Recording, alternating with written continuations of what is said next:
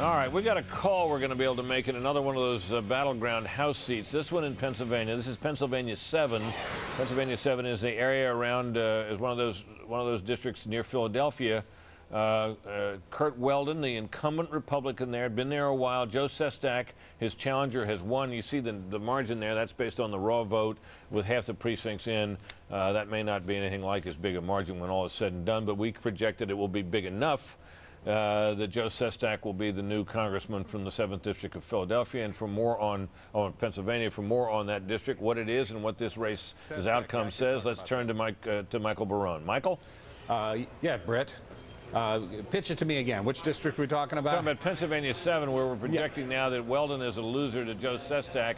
He had been in trouble. We've known that. And of course, we don't know what the final margin is going to be, but what is that district like, and what does that tell us about how other races in that same vicinity might go? Well, that's close-in suburbs southeast of Philadelphia. Includes most of Delaware County, which is historically Republican, but which voted for John Kerry. It's been trending Democratic as people move out from Philadelphia. It also includes some of Chester County and Montgomery County. It appears that of the Delaware County precincts in now Sestak, the Democrat, has 55% of the vote. He's essentially running about where John Kerry did 2 years ago. There's no Chester County numbers in yet, but it doesn't appear that they could suffice even if Weldon carried that area to win. Okay, Mike. That's farther out, more upscale suburbs. Now, we've got two other suburban Philadelphia districts that are in play tonight that have been, one of them is the 6th district where Jim Gerlach is the Republican incumbent. The other, Mike Fitzpatrick, a young Republican incumbent in there as well. If Weldon loses, does that suggest to you that given the configuration and the kind of population you have in those areas, that those two guys are in deeper trouble than we might have known? Well, I think that they've got demographically districts that are somewhat more Republican, that the Weldon had particular problems because of charges that he'd steered lobbying business to his daughter and so forth. In the 6th district, Gerlach, what we're showing now is the Democrat Lois Murphy ahead. She's leading in Montgomery County, which is the inner suburbs, lower Marion, and it's an area with a lot of very rich people that has trended more and more liberal as time goes on, large Jewish population. She's carried that before and hasn't won, but she's also winning in Berks County. This is really a little beyond the Philadelphia area going into Reading. It's John Updike country. And Jim Gerlach has carried that area before, campaigned hard there. So far in the initial returns doesn't seem to be working for him.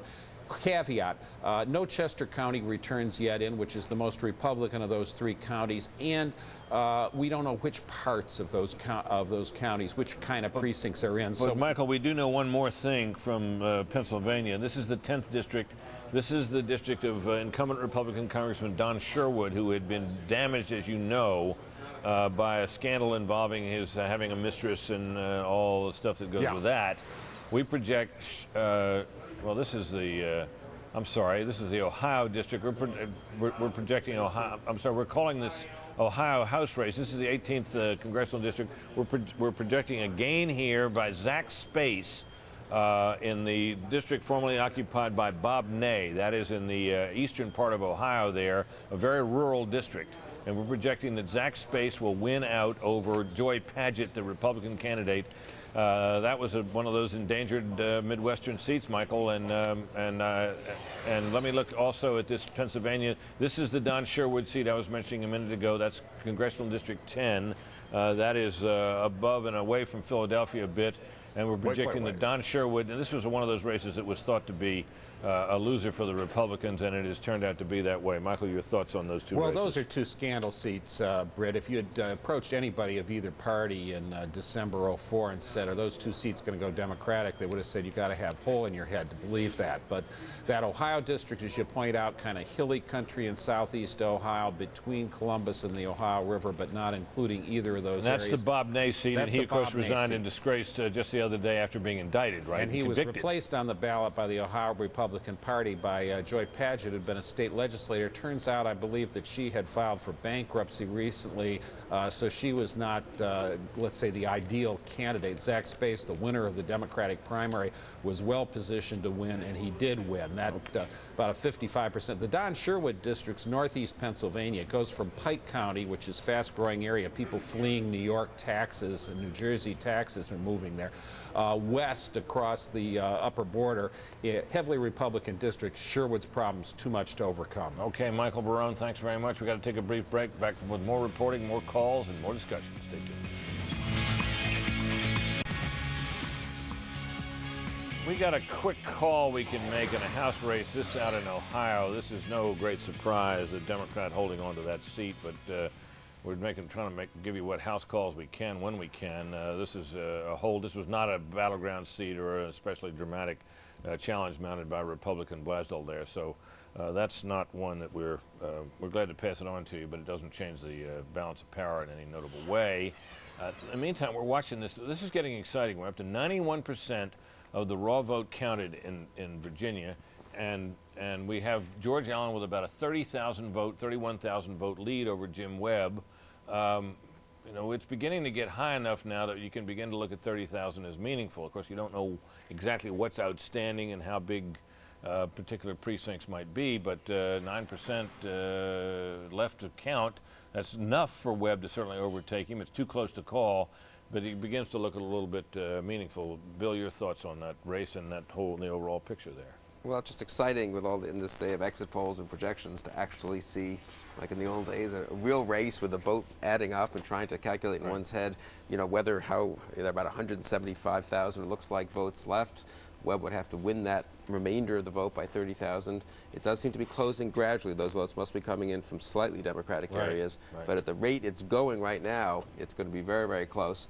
It would be amazing, I would say, though, if the Republicans hold the Senate, because George Allen beats back Webb after all the troubles he's had in that campaign. One man who campaigned absolutely tirelessly for Republicans across the country was Senator John McCain of Arizona, widely thought to be a likely presidential contender in 2 years. And he is now with our Chris Wallace. Chris, Senator McCain. Thank you, Britt. And Senator McCain, let me welcome you. There obviously are Democratic pickups tonight, the possibility still that they may take control of the House and or the Senate. How do you read these election returns tonight, sir? I read them, of course, as disappointing, and from a personal standpoint, I really am sad about losing someone like Mike DeWine, who is a wonderful senator and a dear friend. But I think this is because many of our voters have begun to believe that we value power over principle, and that we came to Washington to reform the government, and we became part of the government. And one of the reasons why our base is not happy is because of the out-of-control spending. Of course, the war in Iraq overlays much of this, and I understand people's frustration. I'm frustrated. All of us are frustrated, but I still believe that if we lose there, it is a recipe for disaster, and we need to find a way through it. But I do not believe we can leave without having severe consequences throughout the world. If voters are calling for change in Iraq tonight, and most of the exit polls indicate that there is at least a plurality, if not a majority, that supports change, opposes the war in Iraq, what kind of change do you think they want? Well, that's the question, because they're obviously frustrated. I'm frustrated. You're frustrated. The majority of Americans are frustrated because we have not been able to install a democratic government there, and we're going to have to figure out ways to do it, and we're going to have to, probably in a bipartisan fashion if we can, but most importantly recognize that if you leave, it's not like Vietnam. You came home from Vietnam and it was over. These people are interested in our destruction, and I don't think there's any doubt that chaos in the region, which it would spread to, would threaten our national security interests. And I understand how unpopular that statement is, but it's something that I can, all the years and experience and knowledge that I have leads me to that conclusion, and literally every military expert I know. Senator, you have always said, and I have questioned you about this repeatedly on Fox News Sunday, when are you going to decide about 2008? You always say after the 2006 elections. Well, I just checked, the polls are officially closed in Arizona, so what about it? I'll let you know early next year. But could I just add, Chris, look, we've taken setbacks before. In '76, we lost just about everything, and Ronald Reagan gave us new direction, new focus. We get back to our conservative principles, which I still think the majority of Americans share. We're gonna come right back, and we'll learn, we'll listen to the voters, and I think we've got a very vibrant and strong party and a philosophy that works. We just got to get back to it.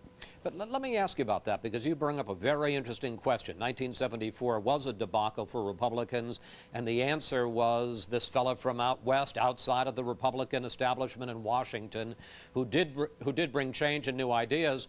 What about you? Are you part of the solution or part of the problem, sir?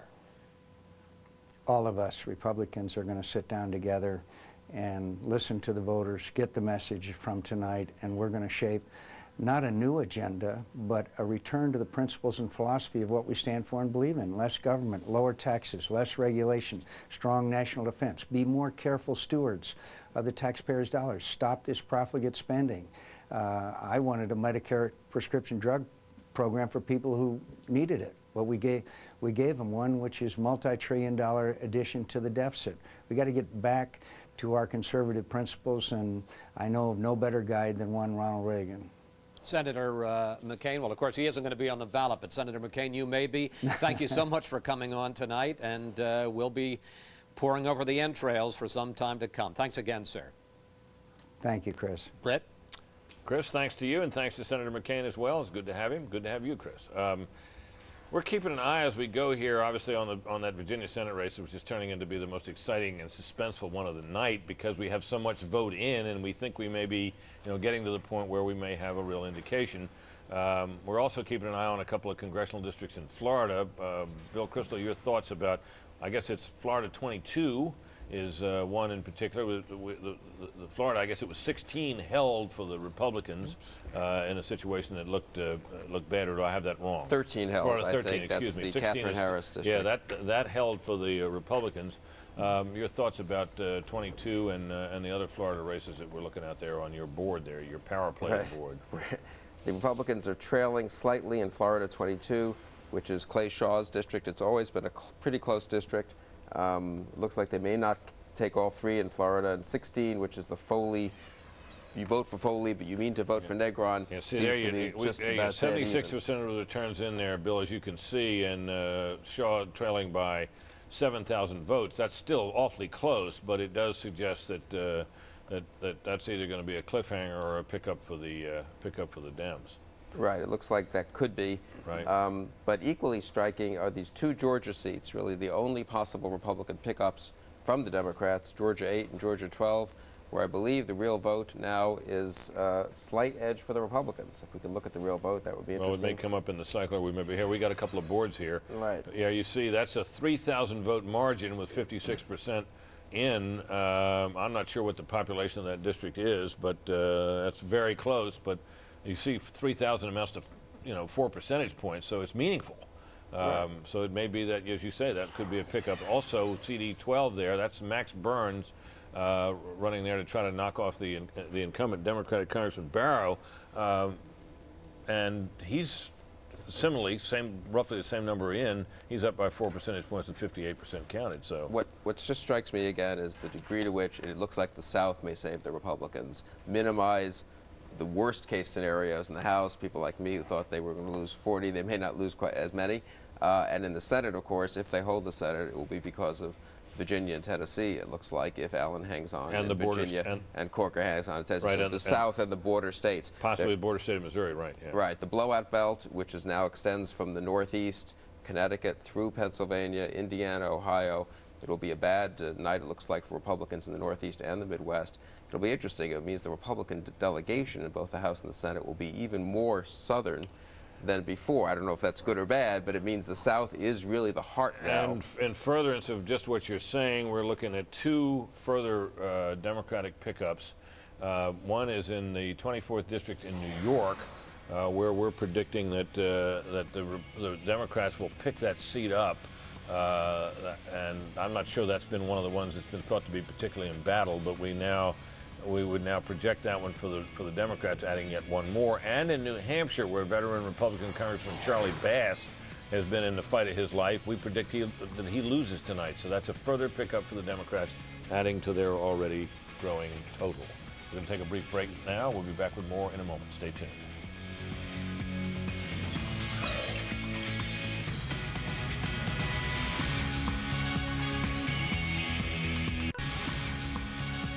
Okay, we're back now, and just getting a sense now of what we need to do to solidify this picture. I want you to take a look, folks, on your screen at that yellow stripe there, where you see the words balance of power.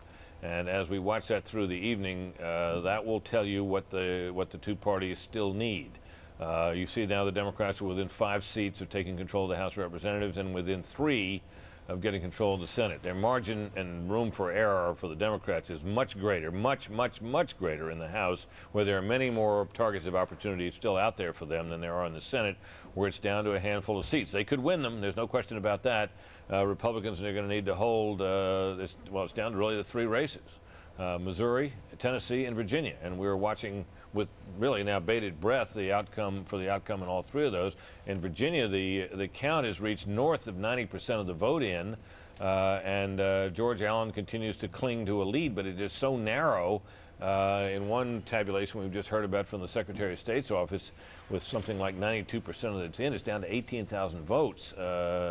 That's not meaningless, but it's tight. So those are the ones we're looking at. And in the meantime, also, as we have all evening, we've been keeping an eye on ballot initiatives. So we've noted that a couple of marriage amendments, those confining it to a man and a woman, have passed in Tennessee and in Virginia.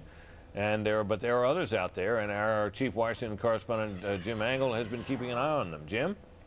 Well, that's right, Britt, and I should mention that the turnout for some of those ballot initiatives, especially in Missouri, could affect the outcomes of those races. We'll get to those in a moment. First, Fox News is projecting that 2 state ballot initiatives raising the minimum wage will indeed pass. First, we go to Ohio, which already has now, you've got a 44% margin on this. They would raise the state minimum wage to $6.85. The current federal minimum wage is $5.15. In Missouri, the margin is even greater at the moment. It's in the 70 percentile in favor of raising their minimum wage to $6.50.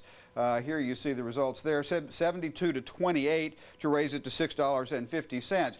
Now, those are just 2 of several around the country for minimum wage, which some thought would help to bring out Democratic voters. But there are all sorts of ballot initiatives still out there that we want to tell you about. If you look at the number of initiatives across the country, we have a graphic here that will show you the number of states and the kinds of issues they are looking at. Stem cell research, of course, in Missouri, one of the keys for the outcome in that race between McCaskill and Senator Talent. There you have Senator Talent running ahead by about the same margin as the stem cell research motion, which amendment to the state constitution, which he opposes and Claire McCaskill favors. So that could be key. Gay marriage, you have 8 states in which that is an issue. We have already projected a win for gay marriage amendments banning gay marriage in Tennessee and Virginia. You also have a number of other issues around the country, in addition to the ones we've already mentioned on minimum wage. Here you have eminent domain, which is one of the biggest issues here. And Britt, this is a really interesting one. People were really incensed by the Supreme Court case, Kelo versus New London, Connecticut, and people are really angry about this and are determined to have their state governments ban eminent domain or restrict it so severely that it makes it almost impossible. Okay, Jim Angle, thanks very much. We'll be keeping an eye on all of those things. In the meantime, a victory celebration for Senator Joe Lieberman, a man who in some quarters was given up for dead not many months ago when he lost his party's nomination. But he ran as an independent, and there he is. And not only that, I deeply appreciate this election. Thank you, Jimmy Ammon. Thank you, Mike Jarjura. Thank you, John Picard, Kevin Cunningham, Mike Coffey, and Herb Grant, and the group from the Norwalk Common Council, and so many others. from public life who are up here. Dear friends, thanks to the labor leaders who are with me. And the firefighters of Connecticut.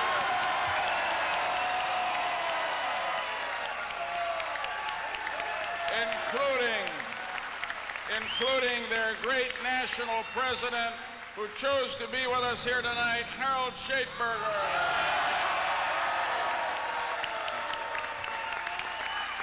Thank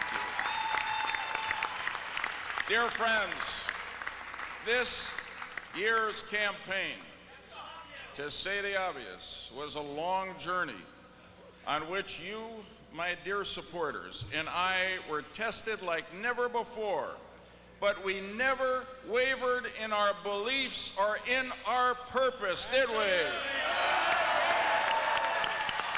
And we never gave up, did we? And tonight, thanks to the voters of Connecticut, our journey has ended in victory and hope and the opportunity to make a difference for 6 more years. And so Senator Joe Lieberman, basking in the glory of victory on a year in which he suffered what many thought would be a humiliating and possibly crushing defeat at the hands of Ned Lamont, who took the Democratic nomination away from him on a wave of anti-war in Iraq votes. Senator Lieberman returned to the Senate as an independent. All of us know Senator Lieberman, have known him for a long time. He's one of the members of the Senate who is particularly comfortable around reporters, has done a bit of writing in his own time, including a biography of the great Democratic state chairman from the 60s, John Bailey of Connecticut. So Joe Lieberman is a man that all of us know and many of us like. And it has been an interesting saga indeed, and it is fair to say he's thanking the unions and the firefighters and all kinds of state officials there, which shows you that a lot of the politics still is local. Right. But I think it's fair to say that if the Republicans hadn't backed him and the Republican Party in the White House had not cut off the air hose of the poor Republican in that race so that he had virtually no support, Joe Lieberman would not be coming back to the U.S. Senate. I don't think there's any question, and I think that when Ned Lamont looks at this, he says if the Republican hadn't been in the race, I think the Republican got like 10 percentage of the vote. That would have put Ned Lamont over the top. But so what you're looking at here is it's a kind of a difficult victory for the Republicans. Yes, Joe Lieberman's going back, but they say he's going to caucus with the Democrats. And I don't think he's going to be very welcomed by Democrats. This is a guy who left behind the Democratic Party, did not accept the judgment of Democrats. And again, we come back to the war issue. This was his issue. He says he's above politics now. You're not above politics in Washington.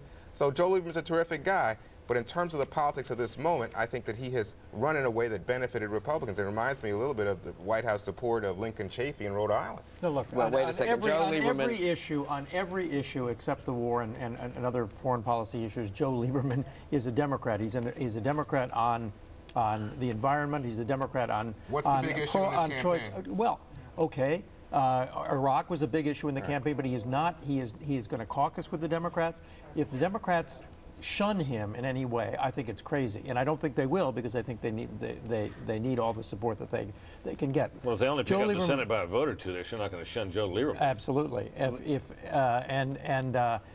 he he's been a Democrat all his life, but I think he's got the formula that both parties ought to be working on in Washington, which is to get problems solved on a bipartisan basis, on an independent basis, instead of this polarization stuff. I think the country is fed up with it, of constant warfare between the parties, fighting over so you practically everything and not getting. You think the countries are divided because the politicians are divided and not the other way around? I think it's both, but the politicians do not contribute to solving the public's problems like entitlements, the energy problem, the environmental problem. You've got to solve it on a bipartisan basis. Hold it, Bill Kristol. 2 points apart from all this edifying sermon here from Warren about how everyone should be nice to everyone.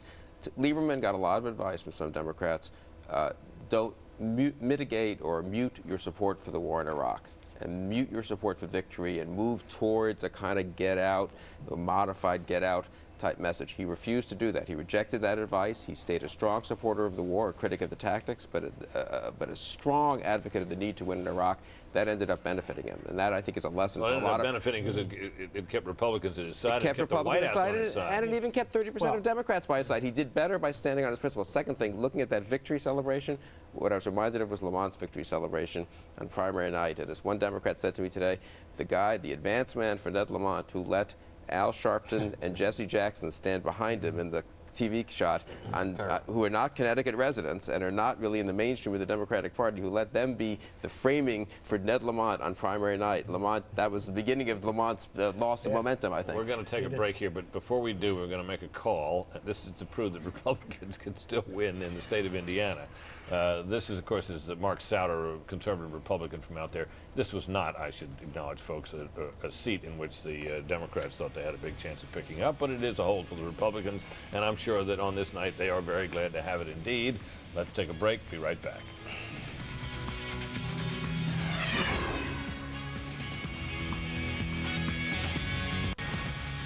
Oh my goodness, Fox News, you decide 2006 coverage up in lights above Times Square. Let's hope that when we pop up, we don't frighten the horses. Got to take a look now at three races, which are the key races for the Senate. This is Talent McCaskill in Missouri, 29% of precincts in. Talent leading by some, 55,000 votes there, according to that. Not enough to make a call, and we don't expect to be able to make one for some time. In the Ford Corker race in Tennessee, that's 56,000, now 59,000 votes with nearly 70%. And it looks like Corker's got a very good chance of winning, still too close to call. And the closest devil of all, the one we're all watching with nearly bated breath, is George Allen with a 28,000 vote lead with 95% of those counted. There's some tallies that are a little forward of this that show it has tightened even further. And we're going to check in with somebody who may be able to tell us a little bit about why, even at this late stage of the game, we can't call the race. It probably has something to do with where the outstanding vote still yet to be counted is. Michael Barone, what do you know? Well, Brett, I've been looking at the state of Virginia's election board website to try and figure out where the outstanding precincts are out. And what I see is a balance. Now, precincts are not necessarily the same size in Virginia. They seem to be much bigger than precincts in some other states. But on the one hand, you've got a set of precincts in the 3rd Congressional District. That's the black majority district that goes from Hampton Roads to Richmond. So you've got a certain amount of districts there, 3 in Newport News, 4 in Portsmouth. You've got several in 16 in Richmond. Those are likely to go heavily for Jim Webb. I think we can be pretty clear of that.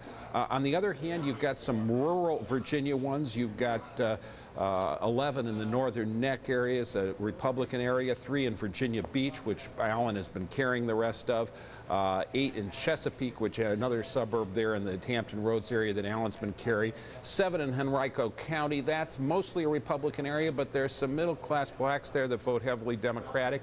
11 in Craig County on the West Virginia border. That's heavily Republican. Henrico County, Michael, that's Richmond suburbs, right? Richmond suburbs, yeah. So those areas tilt Allen. Maybe those two areas will counterbalance. And what else have we got? Well, in the D.C. metro area, Arlington, Alexandria, very heavily Democratic. They're all counted. Those precincts are in. Only 3 precincts in Fairfax, 2 in Fairfax County and 1 in Fairfax City. Those went for Webb.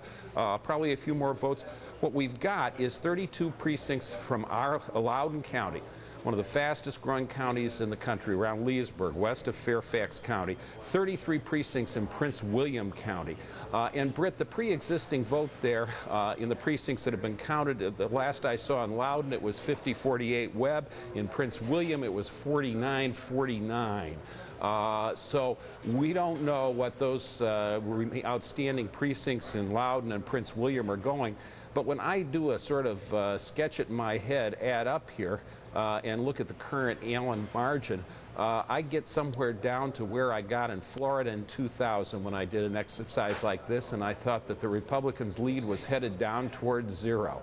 I think that this is a race that could end up with a recount, and that it may take, just to pick a figure out of the air, 36 days for us to know who's won this race. Oh boy. Just what we need. 36 days to know who might be in charge of the Senate. And if the majority of the Senate depends on it, you can count on it being seriously contested. Well, I'm glad it's real close to us where we have a bureau nearby and we can cover it if it's in Virginia. All right, Michael, that's wonderful. That's right, but we've got wonderful information. Thank you. 95 counties and 39 independent cities, 134 jurisdictions. That'll need a lot of lawyers. I'll say. Well, who covers this stuff for us? Carl Cameron covers this stuff for us, our chief political correspondent. He's been watching the Senate races, and this one in particular. Carl, what do you got, buddy? Well, I want to make a point here, Britt, that I was not the one who raised the R word. Recount came out of Michael Barone's mouth before I did it. But I tell you, the statutes in Virginia are very clear on this. After the vote is certified, if the margin is within 1% of the total votes counted, then the candidate who loses can call for the recount, and there it goes. Yesterday, Charles Schumer, the chairman of the Democratic Senatorial Campaign Committee, made it very clear in his words, we are not going to be caught unawares. There are hundreds of Democratic lawyers, probably thousands really when you add the state and the federal lawyers all together, who are ready to be dispatched and parachute into any place they need to go. Virginia would be a little bit convenient since so many of them are going to be based in Washington. But the same thing could be said about Missouri. The same thing may be said about any of these close races. And Republicans have an equal complement of attorneys ready to get right in there. So it may be a late night. It may be a long November. Have you heard anything out of that state, though, Carl, about irregularities, about any funny business that might be the basis of a challenge of the results along those lines? Well, there have been a number of hiccups. There have been voter complaints in a variety of places. Charges from Republicans of voter fraud, which is to say that Democrats perhaps had tampered with registration or getting voters to the polls, and charges of intimidation by Democrats suggesting that Republicans were trying to suppress the Democratic voter turnout. We haven't had any major calamities. There have been allegations and threats of lawsuits in Missouri and a number of other states, but not yet in Virginia. Hey. But it's not midnight yet. Okay, Carl, thanks very much. Going to take a break. Be right back.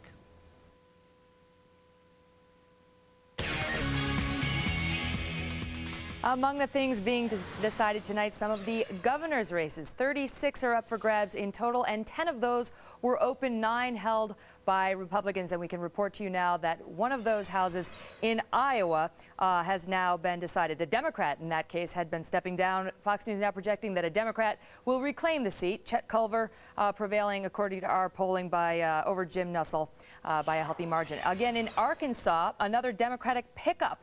This one, we are projecting that Democrat Mike Beebe will prevail over Asa Hutchinson, the former Undersecretary at Homeland Security, replacing a Republican governor in that state, Mike Huckabee. And finally, in Colorado, Fox News projecting another Democratic pickup. Democrat Bill Ritter has prevailed over Republican Bob Beaupre. Republicans very much wanted that Colorado seat. Beaupre had been running strong in the polls initially, petered out at the end, and was basically 19 points behind as of yesterday. So the Democrats with 2 pickups there, Arkansas and Colorado. In total, that gives the Democrats at this point 6 pickups among the governorships, including in Maryland, in Massachusetts, Ohio, New York, Arkansas, and Colorado. 6 Democratic pickups, and that means, Britt, that if the Democrats don't lose another single seat tonight, or if they do lose 2 seats and no more, that they will have reclaimed, I should say, the majority of the nation's governorships for the first time since 1994. Britt. Megan Kendall, thanks very much. You bet. We got a call we can make. This is no big surprise. Dennis Hastert has won re-election. He was not thought to be in any serious trouble. He, of course, is now the Speaker of the House, but if the present trend continues, he will no longer be the Speaker of the House. And there are all kinds of questions about what role he would play in the leadership of the Republicans as a minority. Many people believing he wouldn't play much of a role at all. For more on the Senate and the situation there, Carl Cameron is in a position now to talk to the Senate Minority Leader, who is, of course, has high hopes tonight. He may be, before it's all over, the Senate Majority Leader. Carl? Thanks, Britt. Speaking of legislators who aren't exactly sure what their role might be in the upcoming Senate, the senator from Nevada, Harry Reid, thank you very much for joining us, sir. Well, I know what my role will be. I'm going to be the Democratic leader. That's for sure, but we don't know if it's a minority or a majority. Well, I've never predicted that we'd be in the majority. I mean, it's still possible, but I think it's going to be we have 4 seats that still haven't been decided. We'd have to win most all those, and a couple of them are looking a little weak right now. So we'll have to wait and see what happens. If someone had told you 2 years ago that we would not have to worry about the two Nelsons in Nebraska and Florida, and Minnesota would not be on anyone's lip this election period. And of course, North Dakota would be no problem, and Senator Byrd would be no problem. They're no problem. Nobody even talks about those. And to think that we're already at a +3 is remarkable, what we've done in 2 years. I'm very happy about that. Reading between the lines in the politics of interpreting lowballing there, it sounds as though you're prepared to not make it to 6. Well, I've never been prepared to make it to 6. I can do the job. I'm happy to do that.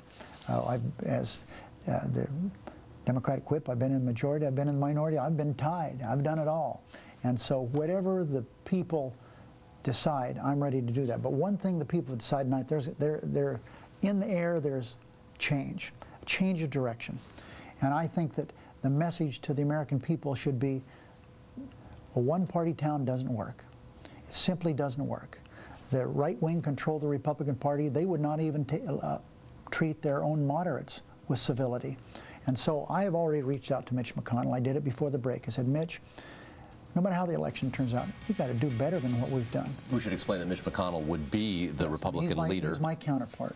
And we need to recognize that the only way to legislate is on a bipartisan basis. And the president certainly should have the message that we got to change direction in Iraq and here at home. When you have the Army Times, the Air Force Times, the Navy Times editorialize against Rumsfeld yesterday, the president has to get the message we've got to change direction in Iraq and here at home. Let's talk about the practical effect of the Democrats potentially taking over the House, and if the Senate were to remain Republican. We now have even more divided government in that the two chambers would be controlled by opposite parties. What is the practical effect of that in terms of the president's perspective? Can Democrats actually change anything? He still has the power of the veto pen as well as the bully pulpit. The president has to realize that these past 6 years have not been days of progress for our country. And the president, I believe, and I certainly am willing to work with him. We've had a few rocky roads in the past, but I'm willing to work with the president. I really want to do what he said he wanted to do when he came to town. I want to be a unifier, not a divider, and I hope that we can do that. Let's talk a couple of things about what the new Senate might look like in terms of the issues that are likely to come up. First of all, investigations. If Democrats do have the majority, there's an expectation that you'll be required by Democrats across the country to look into what happened. Is that part of the investigative agenda? What we need to do is realize that for 6 years we've had no legislative branch of government. Under the Constitution, we have 3 separate and equal branches of government for checks and balances. The number one thing we need is congressional oversight. This doesn't mean the flurry of subpoenas. It means basic congressional oversight to find out what's going on with the war in Iraq, with Halliburton. We'll find out what's going on in the various departments within this government. Regular congressional oversight. And from that, do some legislation that's good and bipartisan. And we still don't know who will have the control to have that subpoena power regardless of party. Britt, we're going to send it back to you in New York. Thank you very much, Senator Reid, the Democratic leader. I'd pass along my thanks as well to Senator Reid, and thanks to you, Carl.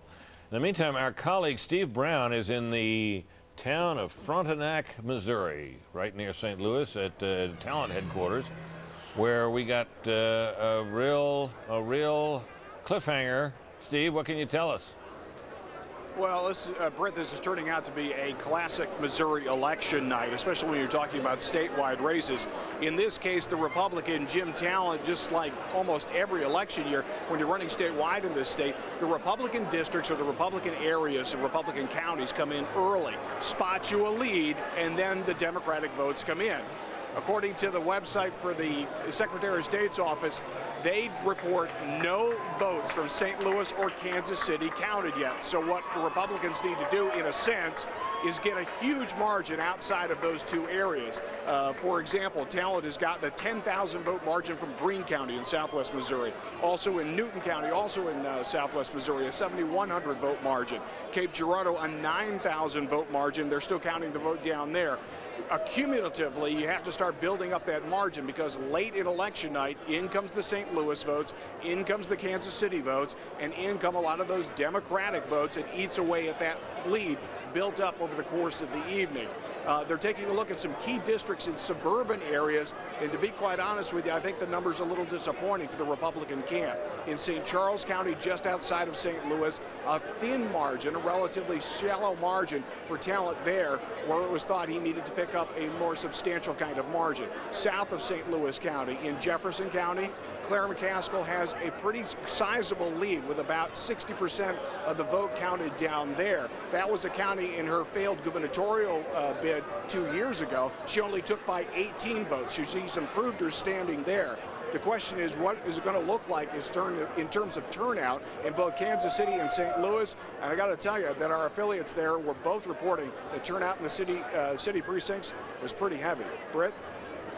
Steve, thank you very much. That's very revealing about what's not in Missouri, and it points to better things ahead, at least when the St. Louis and Kansas City areas come in. Those areas do tend to vote heavily Democratic. She's trailing now by 52,000 votes, and a margin that could be easily overcome, I think it's fair to say, by the voting from those two big areas. And as Steve said, the Secretary of State is reporting that nothing is in. We got a couple of races we're going to look at here. In Nevada, this is not a surprise that the incumbent Republican Senator John Ensign has won re-election over President Carter's son Jack, as he was expected to.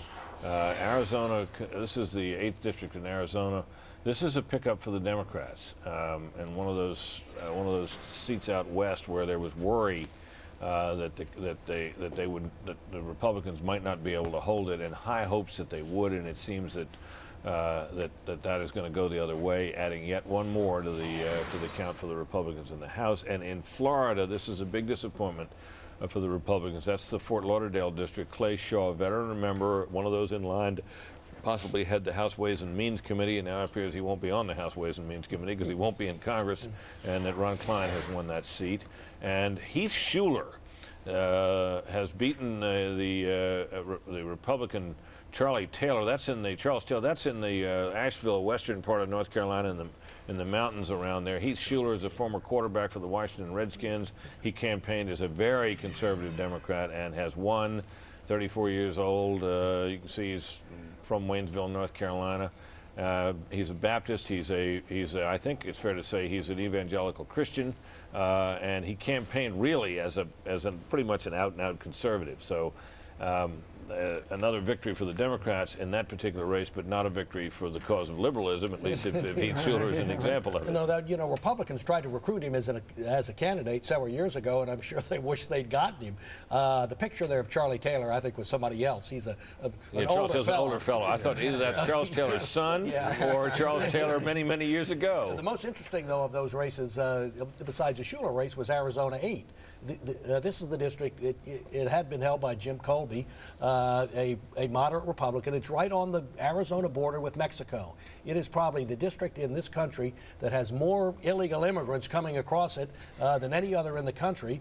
And Randy Graff, the Republican who was lost, had one big issue, and it was the immigration issue. He was a member of the Minutemen, and he defeated some sort of hand-picked White House candidate who was a more moderate, who they thought might win, but he won in the primary. In the primary, and so there he was out there, and so it is one where I think this a very restrictionist immigration message that he had was rejected. And in a place where one would think there'd be a high degree of sensitivity. Absolutely. But of course, there's also, now you have to ask yourself the question of how much of an Hispanic American population there was in that district as well, which could have certainly advantaged the Democrats. Well, remember, this was a Republican-held district, however. That's important to note. Indeed, that is. So let's look at our House balance of power bill. If you can update it for us on that wonderful little electronic chart you have there. We're working toward that now and we have yet another seat swinging. I guess we move that Arizona seat if you have it handy into that category. But you can see now that the tally begins to mount, and we're talking now not probably about whether the House will go Democratic, but how much it will go Democratic. And that, of course, has been kind of the story we were expecting from fairly early in the evening. You got a whole bunch of pickups there. That's 9 already. With potentially more to come. Florida 22, which is over there on the right-hand side, still needs to be moved over. That's the Clay Shaw seat we were just talking about, and we can move that over into into the Democratic column. At least we hope we can, if we can get the thing to work. There high you tech go. here, right? This is pretty cool the way you're able like to do that. this. So I want to see you make some of those cool little yellow squiggly lines that have proved particularly insightful. But you see those others over there that are still, there you go. I like those little like that? squiggly. Yeah. Yeah, they're cool. And you're getting better at them as the night goes on.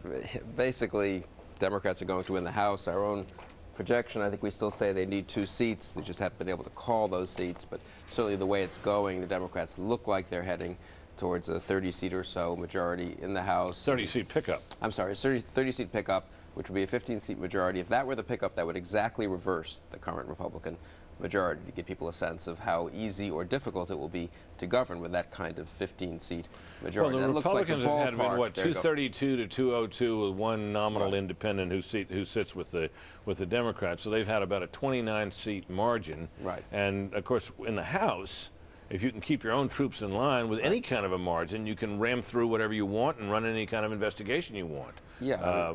But it doesn't guarantee you're going to get anything through the other body. Right, and a 15-seat majority is not bad in the House. There have been smaller ones that the Republicans have had. On the other hand, as we've just been saying here, a lot of these new Democrats are moderate or even conservative, and they'll vote for things like a hike in the minimum wage or some very, small bore Democratic measures. But I don't think they're on board for cutting off funds in Iraq or for major big government programs. But the Senate will be, of course, will be so closely divided, it's hard to believe that any big legislation is going to be rammed through that body. Hold it. I'm sorry, Juan. I'll come right back to you in a minute. We got a call we're able to make, and this is one that's of some note in New York. This is the 26th district, and this is Tom Reynolds, who was thought to be in fairly serious trouble against businessman Jack Davis there. He, of course, was someone who looked like he was way too close to Mark Foley. And it appears now, we now project that Tom Reynolds will win and survive in that seat. That was a potential pickup. I think that as the weeks wore on, Reynolds looked to be in increasingly better shape. I'm sorry, Juan, I interrupted you. Go ahead. Well, it's just to quickly say on that, that seat, I don't know how endangered it was. It was because people felt he hadn't acted quickly enough on Foley, but it would have been more of an embarrassment. That was not considered a seat that was going to make a big difference. No, that was not considered a make or break seat anyway. But you go back to another point. So many conservative Democrats. Joe Sestak, the former admiral coming out of Pennsylvania. He's the guy that beat who beat Kurt Weldon who'd been there 10 terms. In the suburbs of Philadelphia. Right, and then you go to Heath Shuler, and we just keep looking across the country, and what you see is that these are conservative Democrats, and these are conservative Democrats who are going to bring. But they're the young bloods coming in. But the ability to hold together and ram anything through. To go back to the idea of a majority of the majority, the old principle that Hastert used among Republicans, that's not going to work for this new group of Democrats coming in. Another call to be made now in New York. This is the 20th district, and this is veteran Republican Congressman John Sweeney, and we project that he is gone.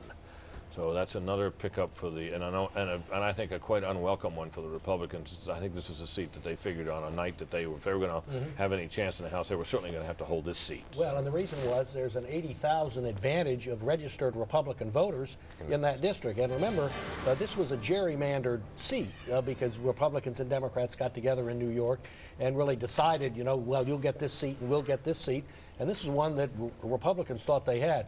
It shows you, though, that in the Northeast, registered Republicans are not quite the same as registered Republicans in the South. I mean, they're not necessarily conservatives, and that's one of the reasons Sweeney lost. A couple more to call here. This is California Senate. No surprise here that this particular seat, but many of you didn't know that Dianne Feinstein was running. Dianne Feinstein is running, and she has won.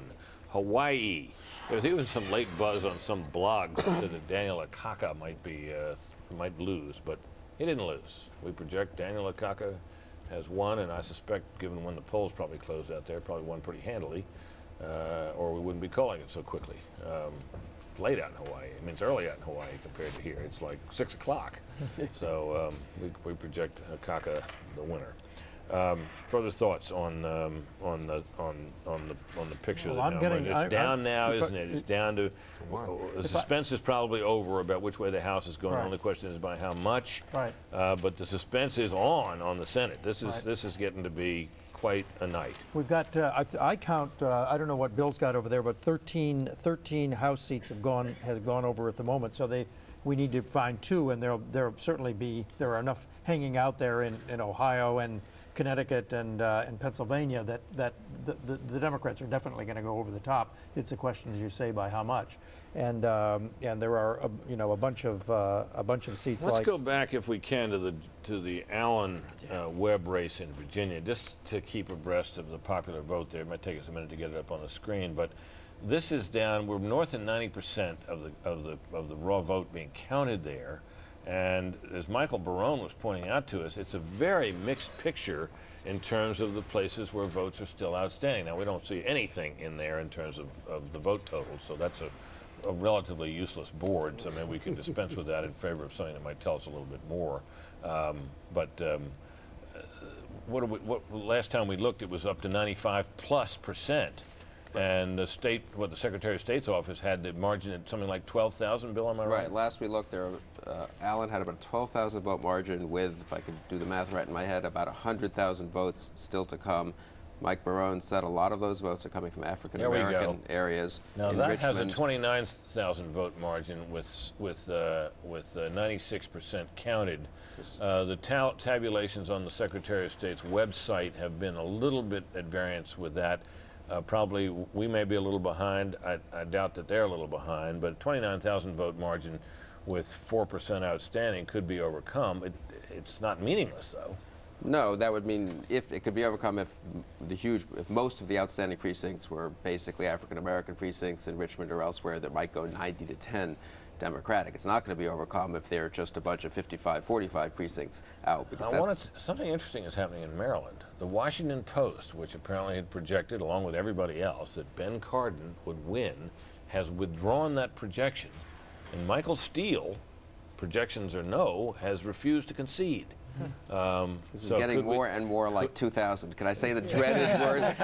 We have Virginia heading towards a recount. We have a projection being withdrawn in another state. All we have now are 45% of the vote in, 315,000 to 293,000. This is interesting. Now the Post has pulled its projection back. We have not pulled ours back. If we begin to smell a rat, folks, we promise you, we will pull it back in a heartbeat. But we haven't yet done that. Maybe we can check in presently with Michael Barone to see what he can tell us about the places from which the votes are still to come. But there's probably a reason why Michael Steele is refusing to concede. He's not a hothead who refuses to concede just for the heck of it. He probably thinks he has real hope at this hour. Juan, your thoughts on that race? Well, again, you see, I think that race is all about the black vote in two places. I've said this to you before, Britt. I think it's in Baltimore and Prince George's County. Prince George's County, adjacent to the District of Columbia, heavily populated by an affluent African-American population, many of them federal workers. And my guess is that what Michael Steele is saying is, wait a minute, let's see where these votes come in. A lot of these votes would come late. Let's see exactly how they register. A lot of times that what you see is the Democratic machine would say, oh, we'll deliver those votes late with the hope that they will help our candidate. But in this case, Michael Steele saying, I anticipate that I'm going to get 25%, and that's what he said to me. He thinks he can get 25-30% of that black vote. If that's the case, it might shift the numbers significantly. Yeah, he has made an effort for the black vote as a Republican and as an African American, much greater than other candidates have who happen to be black Republicans. And he's brought in people like Mike Tyson, the boxer, to endorse him, and he got some hip hop entrepreneur. Russell Simmons, and he got a number of Democratic officials, particularly in Prince George's County, that Juan was talking about. And it's true.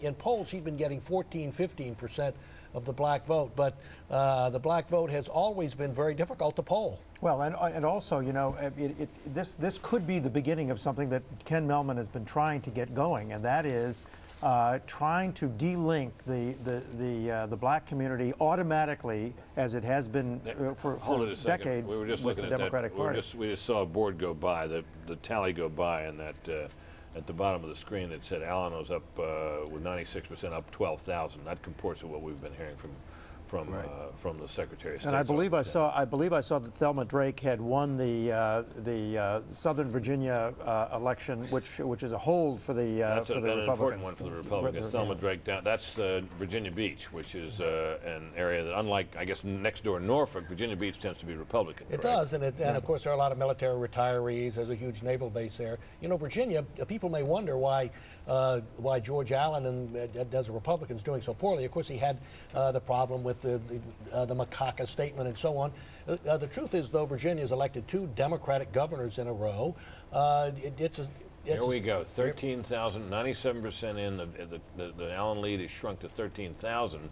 Actually, that's maybe up a couple of votes from where it was, but we're down to 3% of the vote outstanding. 60,000, 65,000 votes outstanding. Allen leading by 12 or 13. Again, if these districts are in any way representative of the state, Allen's okay. If they're all inner city districts, we could be just in a dead heat or even with a tiny web lead. We're now well within recount category, I would say. We're at a 0.5% lead, and I don't know what the Virginia law is, but I suspect we're going to get a recount. There have been worries that John Kyle might not be able to hold on to his seat, Republican seat, Senate seat in Arizona. We now project, however, that Kyle wins, which will be a relief to the Republicans. We really haven't had that as a...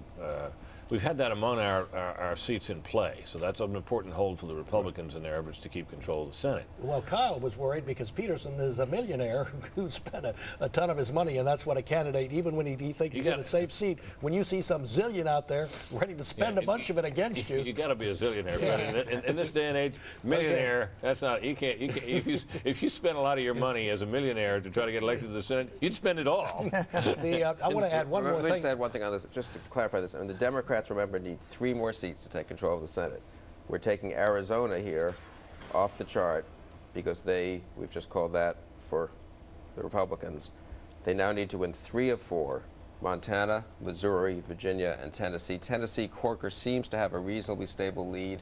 We're not calling it yet. If Tennessee stays Republican, 3 of 3, Montana, Missouri, Virginia.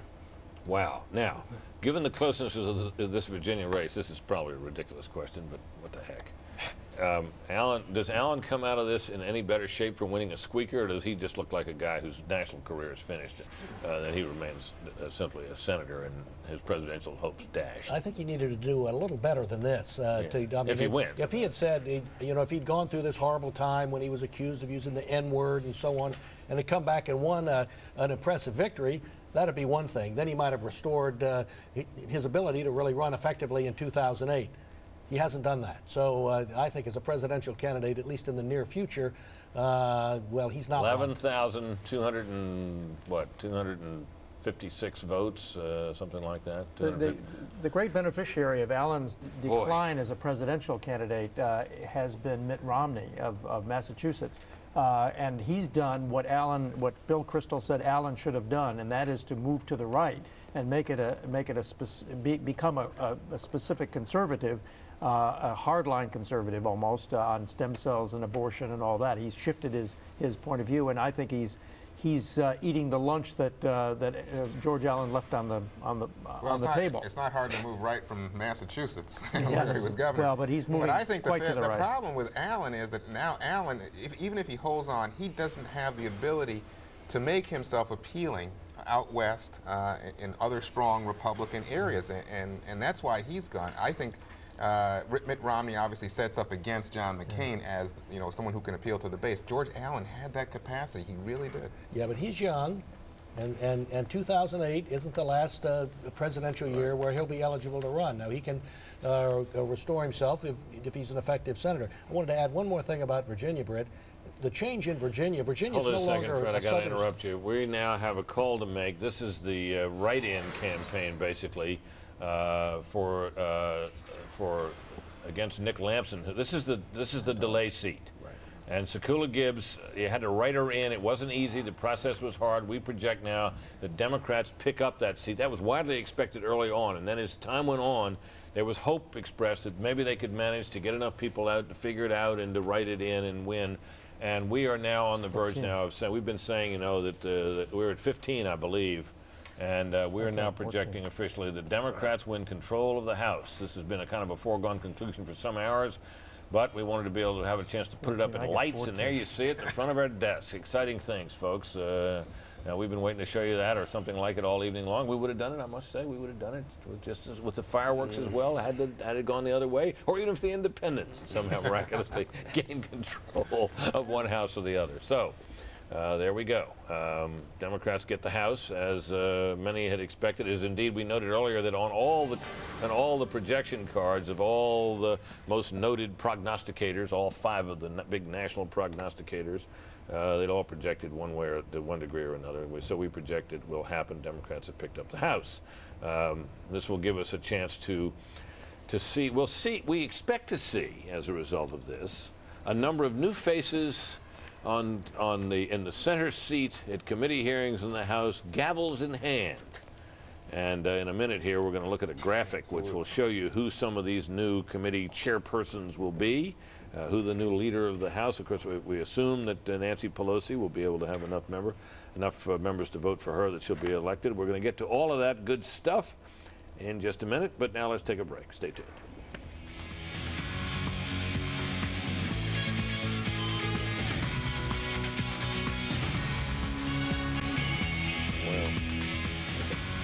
Wow, fireworks and all. Now, that's all electronic, folks, but it certainly does look like real fireworks. Democrats have won control of the House. It's something that we kind of have known for some hours, but we now can officially say it, based upon a gain so far, final and projected of 15 seats. More are likely to come. In fact, the big question for the rest of the evening are really 2, who gets the Senate and how big will the margin be in the House. In the meantime, we can now discuss some of the ramifications of Democratic control of the House, including some key leadership and committee chairmanship positions.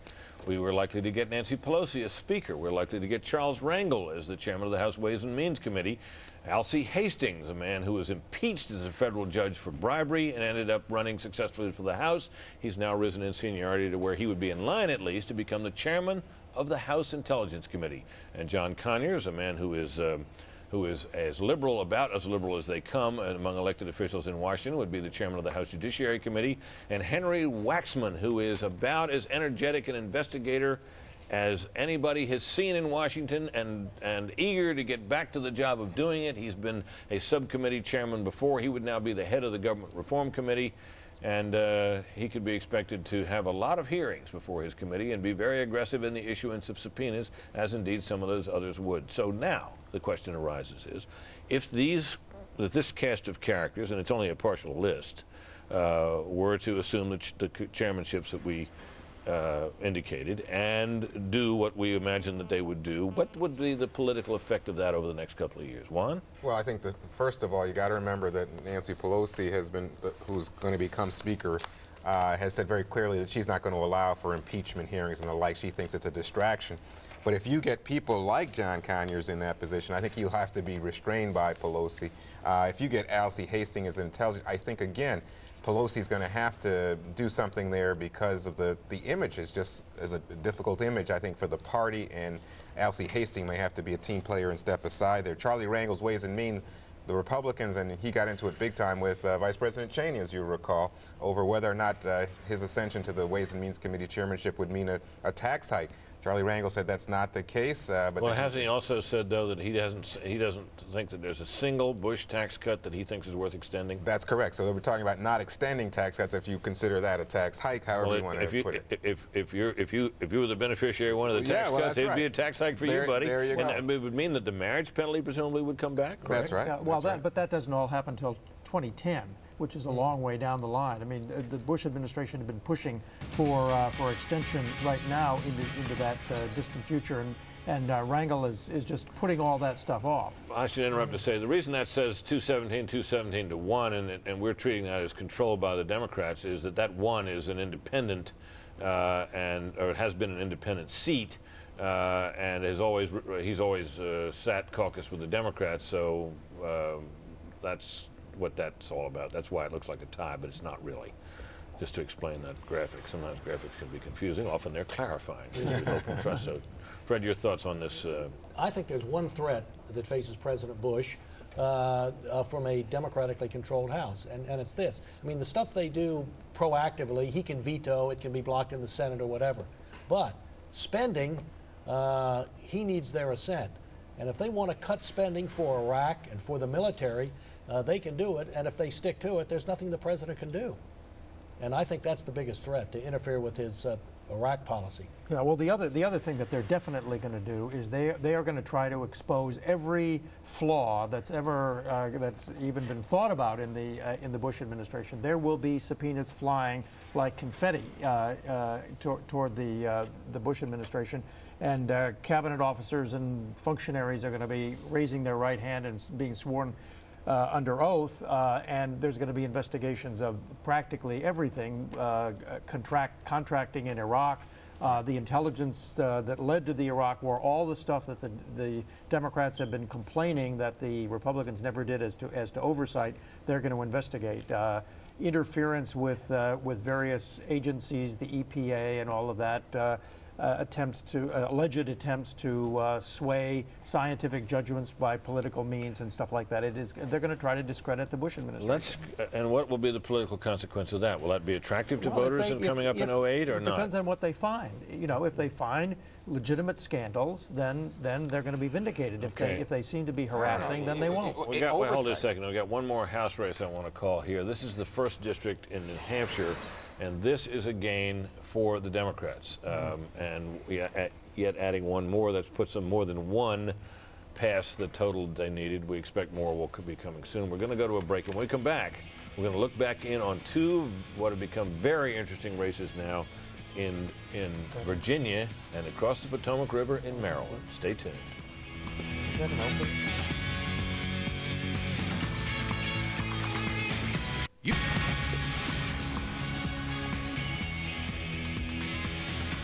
The House has gone Democratic, but the Senate is still out there. It is out there in 4 key races. Still too close to call in Missouri. Jim Talent clinging to a lead there, only less than half the precincts in, and many big ones yet to come. In Montana, that is still too close to call, although John Tester, the Democratic challenger, is ahead of Conrad Burns. We're only 4% in out there. Tennessee, Corker clings to a lead. It's about, what, 60,000, less than 60,000 votes, with 86% counted. Who knows where they're from? And Virginia, this thing is really getting close. It's we've looked at it since. It's down under 7,000 votes now with 98% in.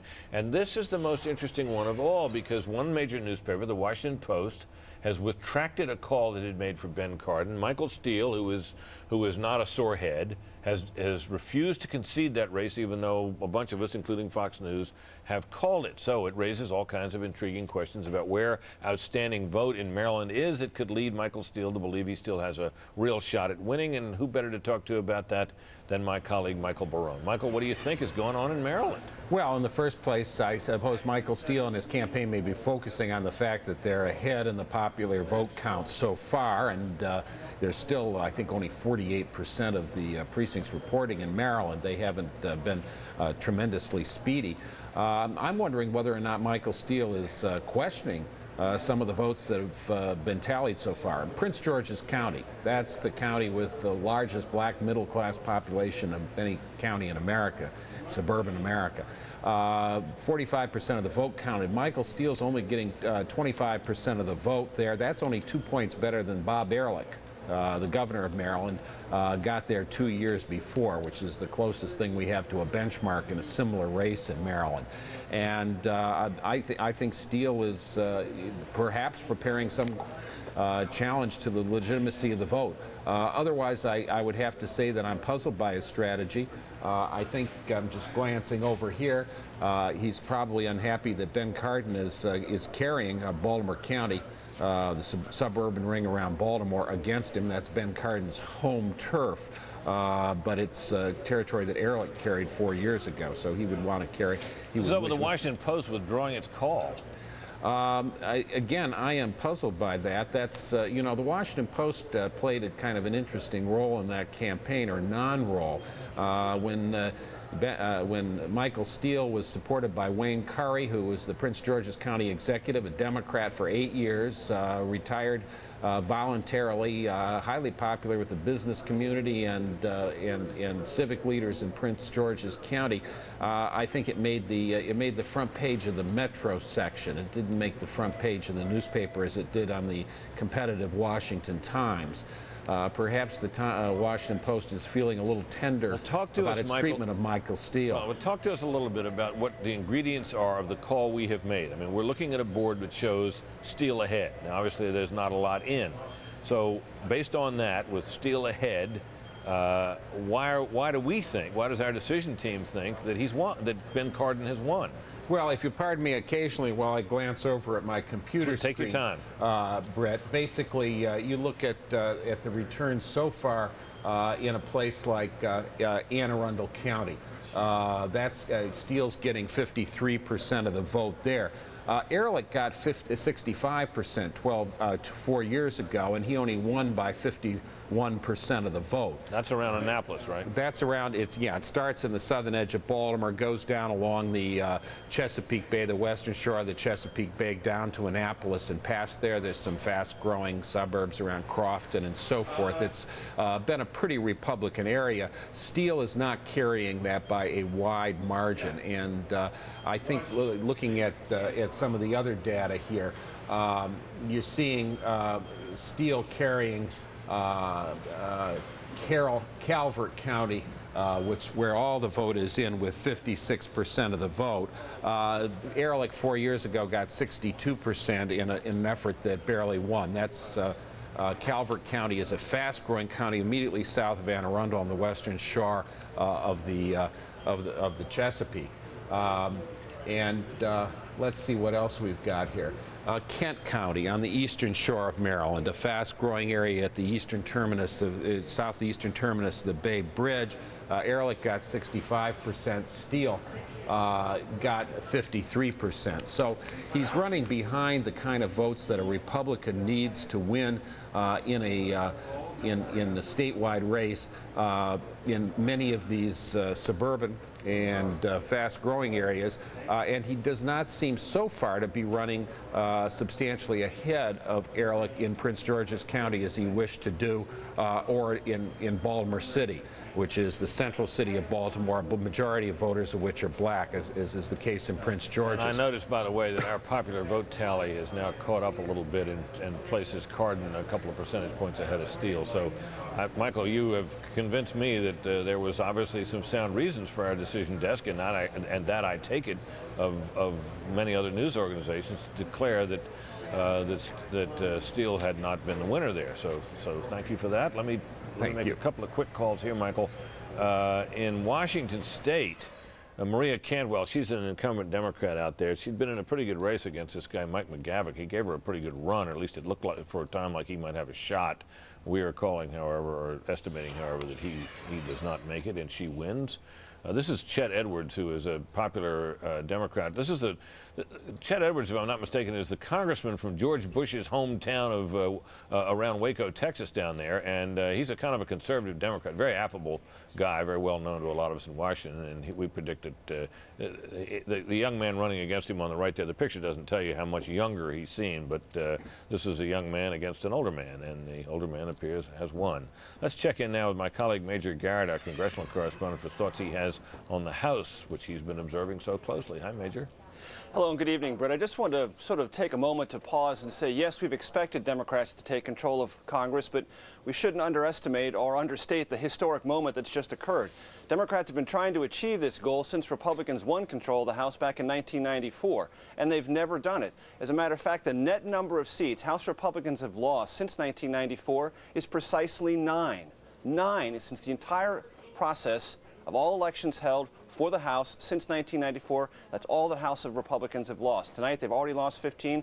They could lose as many as 30. All right, what's the practical effect for America with Nancy Pelosi as the new Speaker-elect? She's made it clear that though the House Democrats will control the purse strings, House Democrats have no intention of cutting funding immediately for the Iraq War. What they will use, though, is this majority power to try to bring Republicans on board to pressure the White House to achieve a new course in Iraq, moving somewhat toward a planned phased redeployment of forces out of Iraq, possibly to Afghanistan. What about subpoena power? What about investigations? I can tell you this, Britt, Democrats are only going to investigate matters they believe have strong, solid polling bases throughout the country. Real corruption, real misuse of funds, because they believe they have a mandate to do that. One other point. Not only are Republicans losing a lot of House seats, Britt, but those Republicans who are winning are winning with demonstrably lower numbers than they have at any other time since Republicans have controlled the House. They will return to this capital city, I guarantee you. They've already told me, traumatized by this election. Democrats believe they can use that trauma to bring moderate Republicans and those surviving conservative Republicans who may be looking to sort of burnish their credentials about working on a bipartisan basis, quote unquote, getting things done. Democrats are going to try to find those votes, going to try to find that coalition, and that's what they're going to start with come January when the very first female House Speaker, Nancy Pelosi, takes the gavel from Dennis Haskell. Is it clear to you, Major, that all of these conservative Democrats like Heath Shuler and veteran Congressman Gene Taylor down in Mississippi who have chafed a bit under her leadership as minority leader are prepared to vote for her for Speaker? Yes, I'm absolutely sure of that, Brett. Heath Shuler is a classic example. I knew as a matter of fact when, and I checked on this among Democrats, when Heath Shuler announced in the context of his campaign that he wasn't quite sure if he would vote for Speaker Pelosi if he was elected and Democrats won the majority. I went back and checked. I said, that means you think you've got this seat won. They said, exactly right. We're giving him that pass to tell his voters he's not yet committed. We'll settle all those things after we get the majority, after Heath Shuler wins that race. It's a classic example of running locally and then reassessing yourself after you've won and after your party's won.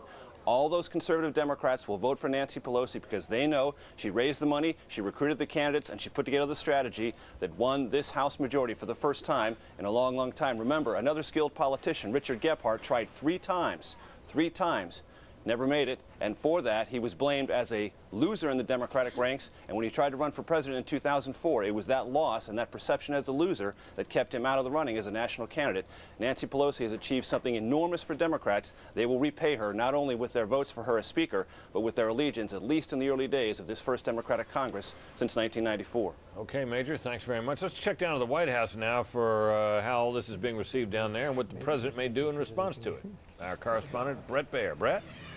Hey, Britt, just talked to White House spokesman Tony Snow. He just left the White House residence, being there with the president, the first lady, and the chief political advisor, Karl Rove. First thing, the president has called a 1 p.m. Eastern Time news conference tomorrow here at the White House. He will address, obviously, all the election issues.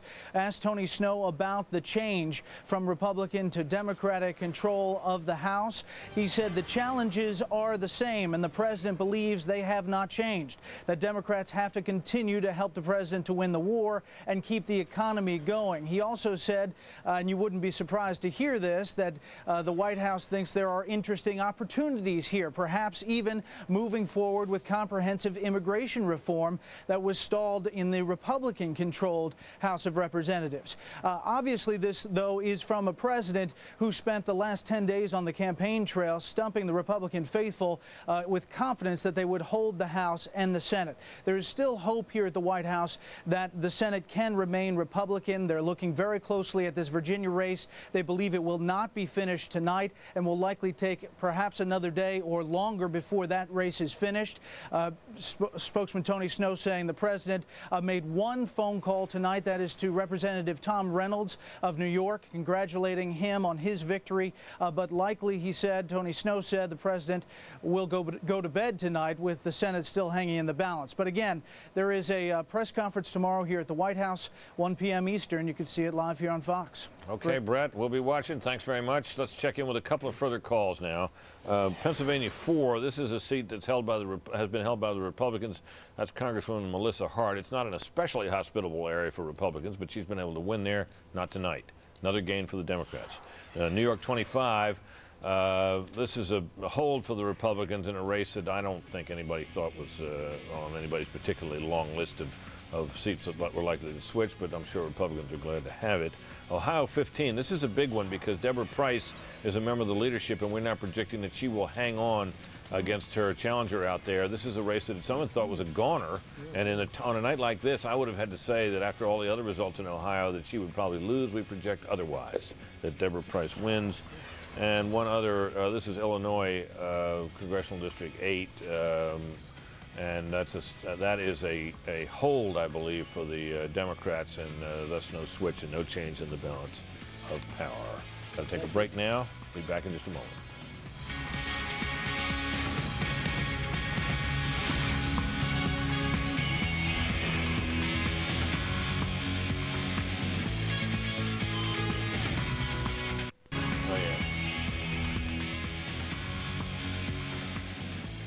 We can make a call now in that Florida 16th race. That's the Mark Foley seat where you had to punch Foley to get Negron. They may have punched Foley, but not enough. And we now project that the Democratic challenger Mahoney wins over Joe Negron, who was the actual candidate, although Foley's name remained on the ballot. Some people will question the fairness of that, but apparently that's what state law provided. In the meantime, of course, we're still awaiting whether we can make a call. We're up to almost all the votes counted in Virginia. Still too close to call. Most of us do not now think that it's going to be possible to call that race anytime soon. And there's all this interest in the state of Maryland, where the Washington Post, for some reason, has pulled back its call on Ben Cardin, the winner. Obviously, this is the kind of thing that lights up the blogosphere. Let's find out if it has from our colleague Michelle Malkin. Michelle? Hey, Britt. Yeah, the blogosphere is buzzing, very hot over both the Maryland and Virginia races. And for the last hour, actually, some of the blogs, including The Corner at National Review Online, have been stressing the Steele campaign, which is not conceding. In fact, Steele just finished a statement that was run on local stations in Baltimore, telling his people that he is not standing down. I actually communicated myself for my blog, michellemalkin.com, with the Steele campaign about half an hour ago, and they're stressing the absentee ballots. It is a record number of absentee ballots that have been applied for in Maryland, up to 200,000. So it is going to be a long night, and Steele is stealing for that. In Virginia, you'll get a kick out of this, Brett. While the networks are often beaten up for calling things too early, we now have blogs that have called the Allen campaign. A site called The Real World View has gone ahead and called it for Allen. A number of other blogs that have been covering that race have as well. And so they're looking optimistic about that. But again, as Michael Barone and a number of your commenters on your panel have mentioned, it's going to be a long night for that one as well. Okay, Michelle, very interesting. I like that idea. One thing about it, if you have a blog, you can do whatever you want. You can call races, you can do whatever you want. Make a call, you can pull it back. You can, I suppose it'd be hard to call a race for somebody when you got 100% in and they've lost, but when you got a blog, what the heck? Well, I don't understand how anybody can keep track of all the blogs there are there. There are millions of them. Practically everybody in his pajamas. It is a real marketplace of ideas. I mean, it is an interesting contest because you can get up a blog and make it pretty accessible pretty easily. I mean, all you got to do, if the word gets around and other blogs begin to post a link to your blog, you can develop a following. And the thing is, you have to be interesting. Real democracy. Yeah, it's certainly real free speech. Yes, it is. You know, one interesting aspect of tonight is you look back and you see Denny Hastert won, right? Deborah Price won. Tom Reynolds, who everybody thought was in danger in New York, won. It looks like, in a way, Republican leadership has managed to hold on, and I don't know how they interact now with Pelosi. What is the new Republican strategy going forward? Well, actually, I don't think Denny Hastert will stay as leader of the Republicans. I think he will quit from the House now that he's served as Speaker for 8 years. Quit from the leadership. I think he may quit from the House, actually, because I'm not sure he wants to be a backbencher. He may step down and let there be a special election in Ohio. So there will be an interesting contest for Republican leader in the House, which I think could produce, I'm sorry, in Illinois, right, which could produce fresh blood. One other thing on the Senate race is I just talked to someone who's been in touch with the people in Tennessee. We're not calling it yet, but the Republicans in Tennessee are pretty confident that Corker's going to win. They've looked at what's outstanding, and they think he'll come through, which means Tennessee goes off the map, perhaps. Which means then you can use your yellow marker for that, and we'll take a look at that. I mean, so we're not Tennessee calling. Comes up. We're down to Virginia, of course, Missouri, and Montana. If the vote outstanding in Missouri, as we've been told, is primarily a lot of it is St. Louis and Kansas City. Missouri, I think, could be very tough for Republicans. That could go over to the Democrats. That would be 4.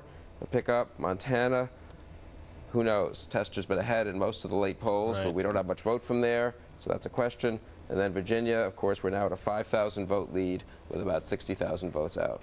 Wow. So if they split it, so if they split it, what happens?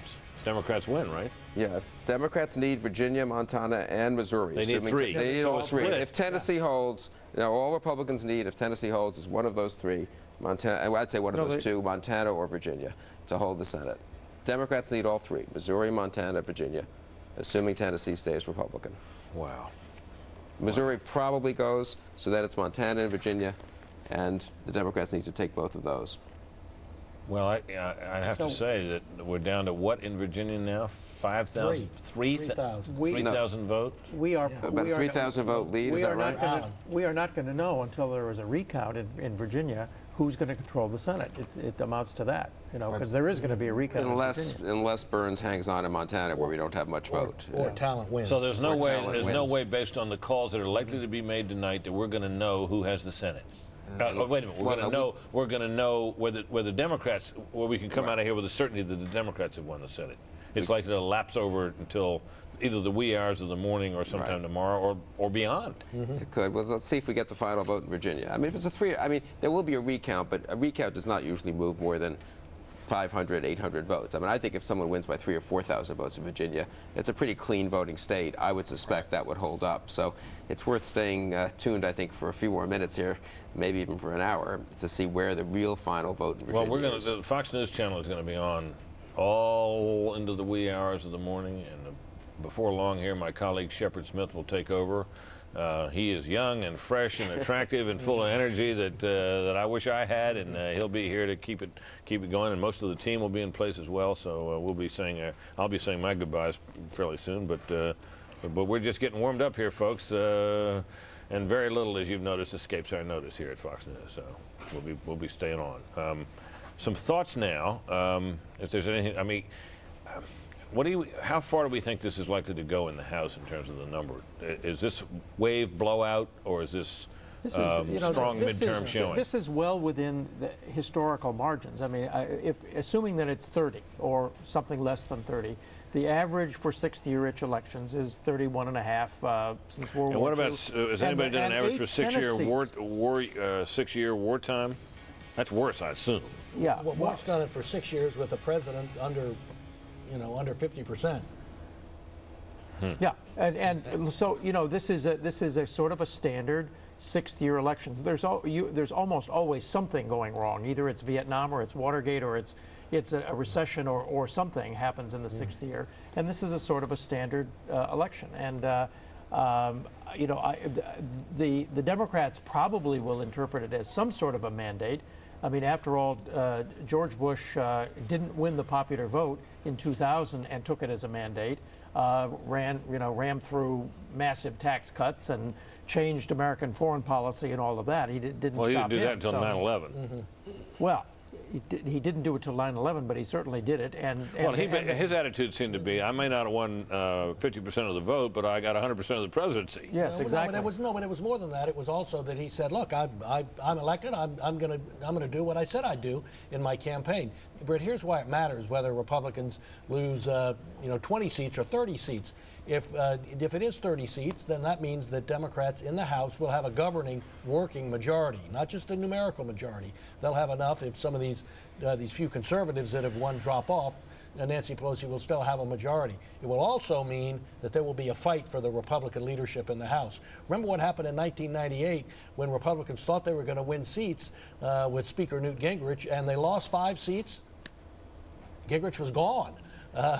As Speaker, and then he left Congress altogether. So this time, Mike Pence of Indiana is thinking of running. Steve Shattuck You're talking of for Arizona. leadership. For the leadership, in this case, what happens to John Boehner? Leader. What happens to John Boehner? Well, he'll be challenged.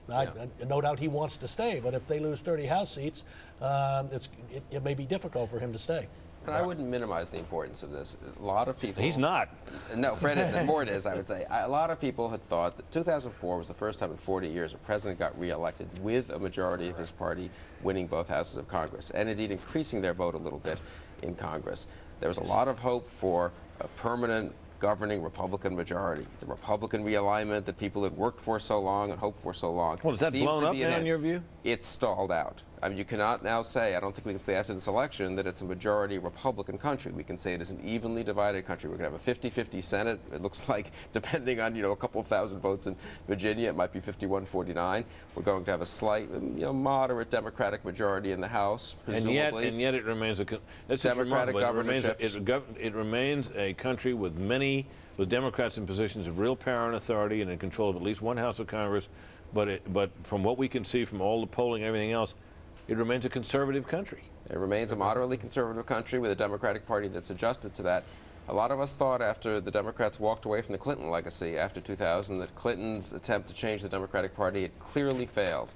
I wonder now whether there's another chance for the Democrats to go in a Clintonian direction. Clinton did win the vote in '92 and '96. You've got a lot of Clinton-type Democrats, I don't mean in terms of their personal life, but in terms of their moderate politics, being elected to the House this year, and even a few to the Senate. But I would have got to agree with you. If you look back at 2004, you would have thought we were on the verge of establishing that Republican majority. That has not happened.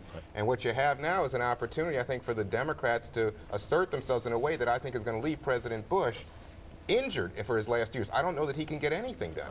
All right, this has been great insights from all of you tonight. Thank you very much. I know many of you will remain here as we keep on through the night. I want to turn now, though, back to Washington and our chief political correspondent, Carl Cameron, for some final thoughts from him, at least on this phase of our programming. Carl? Hi, Everett. 5 months ago, we headed out on the campaign trail. We went to 20 states and countless congressional districts. From the very beginning, we said it was going to end up being a toss-up, and it's a purple country, and it looks like we're going to actually see recounts now. That seems to be almost a standard operating procedure now for American elections. It looks as though we're going to have the first female Speaker of the House in history, Nancy Pelosi, a liberal from San Francisco, elected largely by the victories of conservative Democrats. And in the Senate, we still don't know what's going to happen, and we do know that an awful lot of those members of the U.S. Senate are going to be out on the campaign trail 3 days from now for presidential races. Brett? All right, Carl, thanks very much. We're going to turn quickly to your colleague, Major Garrett, who is there and has been following these House races these many weeks. Major, your final thoughts here. 3 quick points, Britt. First of all, point 1, what's the grand prize for House Democrats? The grand prize for House Democrats is Iraq. Democrat strategists tell me Democrats simply must be part of the solution, not propagating, continuing the problem if they're going to hold a majority. Point 2, they won in suburban districts after Republican orchestrated gerrymandering, which means they have a chance to hold suburban districts for the long haul. To do that, they have to produce on health care, keep taxes low, balance the budget, things Democrats have said they would be willing to do, but have never been proven to be able to do. Those are the 2 big issues. Suburban issues, finding a solution for Iraq. If they do that, Democrats believe they'll hold not just this cycle, but many more to come. All right, Major, thanks very much. Thanks for all your insights tonight. Final thoughts now from my colleague, Michael Barone, down at our decision desk. Michael? Well, Bill Clinton in the 90s tried to form a Democratic majority and failed. George Bush has tried to form a Republican majority in this thing and is, if not failed, encountered a big stumbling block. Democrats now have an opportunity to advance some ideas. They haven't done very much of that in this campaign, and neither have Republicans. And Republicans will have an idea. The Democrats in the House, the roughly evenly divided Senate, and presidential candidates of both parties in 2008. Ron, thanks very much. And last but by certainly not least, my colleague Chris Wallace. Chris, first of all, thanks for handling so much of the interviews for us tonight, and thanks for your insights on the exit polls. Your final thoughts. You know, Britt, I think that when people look back at this election, they're going to call it the Iraq midterm. I think that there was an awful lot of dissatisfaction. You could see it in the exit polls with the situation and the war in Iraq, as Bill Kristol has rightly pointed out, not all from Democrats, not all from the liberal, from the left side, also from conservatives who are not happy with the continuing situation in Iraq. The other point I think I would make is the Mark Foley scandal. If you look at all the graph, the chart of the generic polls, there was a big spike in late September when this Foley scandal broke. I think it fit into the whole issue of the culture of corruption, and that's really when you saw the Democratic advantage and the generic ballot spike. So Iraq and corruption created an awful lot of headwind for a lot of these Republican candidates to have to deal with.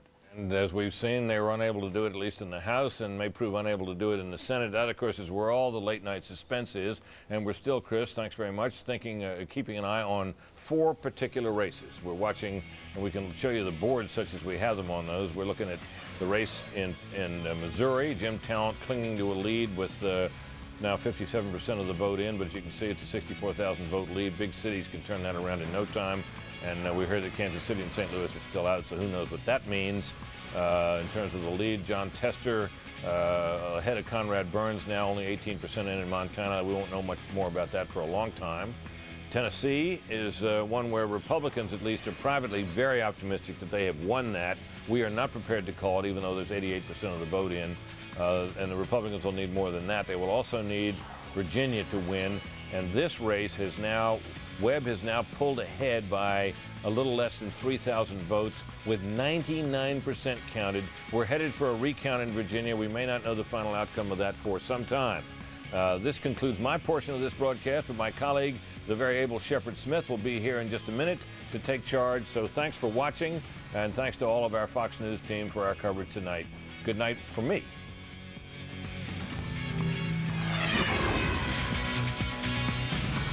...2006 Election Night. Live from Fox News Election Headquarters in New York, Shepard Smith. And good evening from New York City, where it's just past midnight on the East Coast, just past 9 p.m. on the West Coast, and do we have a horse race ahead for you. The balance of power in the United States Senate is yet to be decided. 3 weeks ago, had anyone told you that the Democrats would have a shot at this late hour of taking over the United States Senate, you might have looked them in the face and called them a liar. And tonight, there is change afoot. The question is, can it happen? Will Republicans regain control, or will Democrats take over? We'll be going through that with the latest numbers as we get them, and with our panel tonight, beginning here in New York with me, Rich Lowry, the editor of the National Review and a Fox News contributor, Kirsten Powers, a Democratic strategist and a Fox News contributor, Michael O'Hanlon, senior fellow at the Brookings Institution and author of the new book on your newsstands now, Hard Power, The New Politics of National Security, and our own Bill Kristol, the editor of the Weekly Standard. And let's start with Bill, because he's been talking throughout the night about exactly what's already moved over and what must move over for there to be a change in the Senate. Bill, it looks like we're down to 4 states for the Dems to get 3. We're down to 4 states, Shep, as you correctly say. We can go to this little board here. Montana, Missouri, let me just do this thing correctly. Montana, Missouri, Virginia, and Tennessee. This is assuming Maryland was correctly called for the Democrats. And we're sticking with that call. We're sticking with that call, and I think that's probably right. If that is correct, we then have Tennessee, which looks Republican. We're not calling it officially, but I've spoken to someone who follows Tennessee very closely, who's gone through what's left outstanding, what counties have not come in yet. He's pretty confident, quite confident, Tennessee stays Republican. If that is the case, Tennessee goes off the board, and then the Democrats need 3 of 3. They have to run the table. They have to run the table. Missouri, Republicans privately are very worried about. A huge amount of the vote outstanding is from St. Louis and Kansas City. They think that McCaskill will probably beat Talent, but we're not calling that, and we should see how the popular vote goes. Montana, we don't have much vote. Tester's ahead. He's been ahead in most of the polls. That one could go Democratic, in which case we're at Virginia. Virginia is right now, with 1% of the vote out. Webb has about a 2,500 vote lead, with about 20,000 votes still to be counted, presumably. It looks like that late vote was inner city African American vote, strongly Democratic, trending for Webb. I think Webb will go into the recount, if I had to predict right now, with the lead. And I guess if one had to predict right now, therefore, we could have an extremely tenuous Democratic majority in the Senate, depending on whether Webb's lead, 2,500 vote, 3,000 vote lead holds up in a recount. But we don't know Montana yet. We don't know Missouri yet. So I'm getting a little bit ahead of ourselves, I guess. We are getting ahead, but the truth of the matter is there are rules in place in the state of in the state of Virginia, which would apply to all of this. Our legal analysts are on it. Megan Kendall is here, and so is Judge Andrew Napolitano, and we'll talk about the legal issues that are ahead. You may have heard there are 10,000 lawyers on standby across this nation. I bet a lot of people are taking flights right now to the greater Washington, D.C. area. Put on your seatbelt. This is far from over. So we'll get to Michael Barone in just a moment, too. Let's start with Rich Lowry. Rich, first, though, I want to make another call in the state of Arizona, another pickup for the Democrats as we go to the National Balance of Power Board. And here it is, Mitchell, the winner over Hayworth. J.D. Hayworth, a Fox News contributor, I believe, widely believed to have won. Rich, I believe, had a double-digit lead within the past month, in some polling at least, and now that seat is lost. That's another Democratic pickup. Well, Shep, this is a race that came on late in the cycle, and you're going to see probably tonight a good number of these sort of Republicans washed away who were not expecting a tough race. The races came online at the end, and they weren't prepared. And with Hayworth, I love J.D. I've seen him in the green room here, as everyone who had comments on Fox has. And so that I'm clear about this, he's not a contributor, but a frequent guest here. At any rate, go ahead. But the problem he had, he had a reputation for talking more than listening out in that district. Most years, he probably gets by, and a year like this, he doesn't. So, Shep, we're probably looking at at least a Democratic game in the mid-20s in the House, and it could go higher. And Hayworth is a sign that it's going higher. I spoke to 2 Democrats tonight who said privately they would not be surprised, they're not anticipating, but they wouldn't be surprised to pick up 40 seats in the United States House of Representatives. That's a number that only the Los Angeles Times in its reporting and prognosticating suggested, and when it did make that suggestion, the entire nation, well, much of the nation laughed at I it. believe also Stu Rothenberg has been 30, mid-30s, up to 40. I mean, 40 would be a big number. I predicted 40 Friday night, I would like Bill to say. Kristol, but I don't sorry. think, right now, I would say more likely mid-30s, but 40, but you know, it's a pretty big gain. What happened? Well, look, obviously the war was unpopular, and there's no unobtrusive way to be losing a war, and we're basically losing a war in Iraq, and the public's not happy with it for understandable reasons. Then you had a Republican majority that didn't produce over the last 2 years. Legislative and agenda. was beset with a lot of ethical scandals and issues. And Shep, all during this election year, I've talked to Republican strategists and insiders, and they'll say, you know what, Republicans really don't deserve to win this year, but Democrats deserve it even less. The public, unfortunately for Republicans, only agreed with the first part of that statement. Kirsten? Well, I think that it is part of it's the war, but it's not just that the war is going badly. It's that I don't think people are happy about the way the Republicans have talked about the war, and I don't think that they think that the administration has particularly acknowledged some of the problems that are going on there. And let's face it, these Republicans that are running out there aren't exactly innocent bystanders. They were there along the way every single time a vote came up about the war, saying, yes, Mr. President, everything is going exactly the way it should be going, and we're not going to criticize you. And I think a lot of these votes are really people, especially when you see independents that are voting, even in Republican districts for Democrats, are basically saying, we want some oversight, we want some debate on this. We want to win the war, but we don't feel like this is really there isn't a real bipartisan exchange going on here, and I think that what we're going to see now is some real bipartisanship. Was Elizabeth Dole saying that the Democrats don't want to win this war? Was that along the lines of the kinds of things that you believe may have gone wrong? No, look, I think there's something. You don't believe that, do you? I think there's something to what Kirsten says. I think people have the sense that George Bush doesn't listen. And that's always a deadly sense for any leader and for any politician. Now, the reason for that, he says he believes it's his role to be out there, to always look strong, to always look confident, to always look resolute, and there's something to be said for that. But the American public thinks it has read it as kind of a stubbornness and an unwillingness to listen. And I think people like Elizabeth Dole, who say the Democrats don't want to win, I don't know whether that's true, but it is true, I think, that a lot of Democrats are not willing to, or have no really good ideas about how we win in Iraq. And what they've primarily done is carp and criticize and hope this war brings down the president. And that's been a winning political strategy. I don't think it's a particularly admirable one. We're going to talk about exactly how to move this ball forward. Have you heard a suggestion from the Democrats, from a one-voice Democratic Party, of how to win this war? Have you heard what the next strategy is going to be? Have you had them come together now and give you not just problems? We know what the problems are. We've identified them very clearly during the course of this election. The problems to the American people seem quite clearly to be border control and illegal immigration, and the war, specifically the war in Iraq, which most Americans seem to separate from the war on terror. That said, what are the solutions? We're going to be looking for those tonight. Michael O'Hanlon, the book is Hard Power, The New Politics of National Security. Is there a chapter on the landslide victory of the Democrats in the House of Representatives in '06?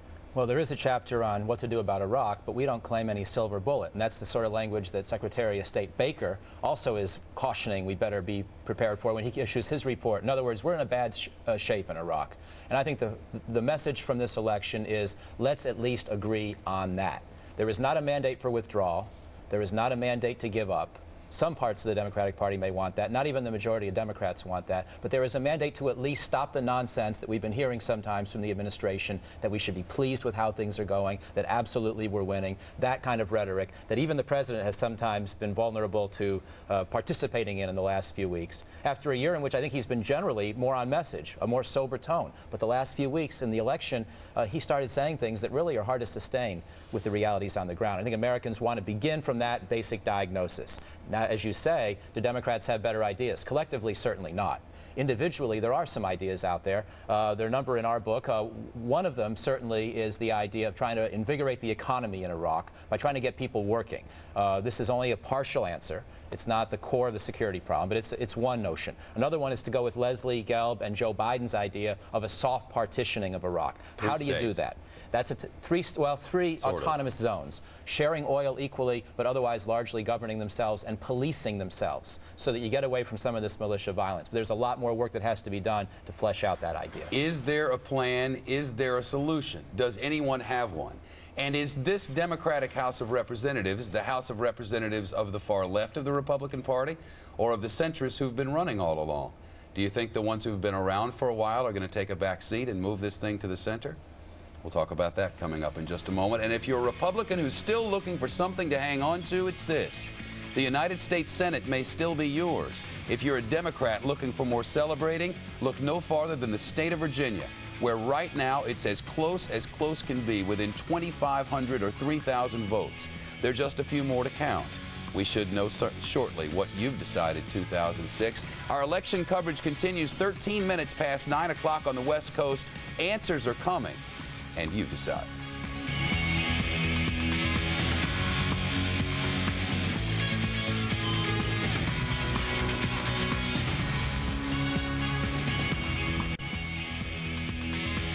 Well, you've decided. We just don't know what yet. Let's look right at Virginia. 100% of the precincts are now counted.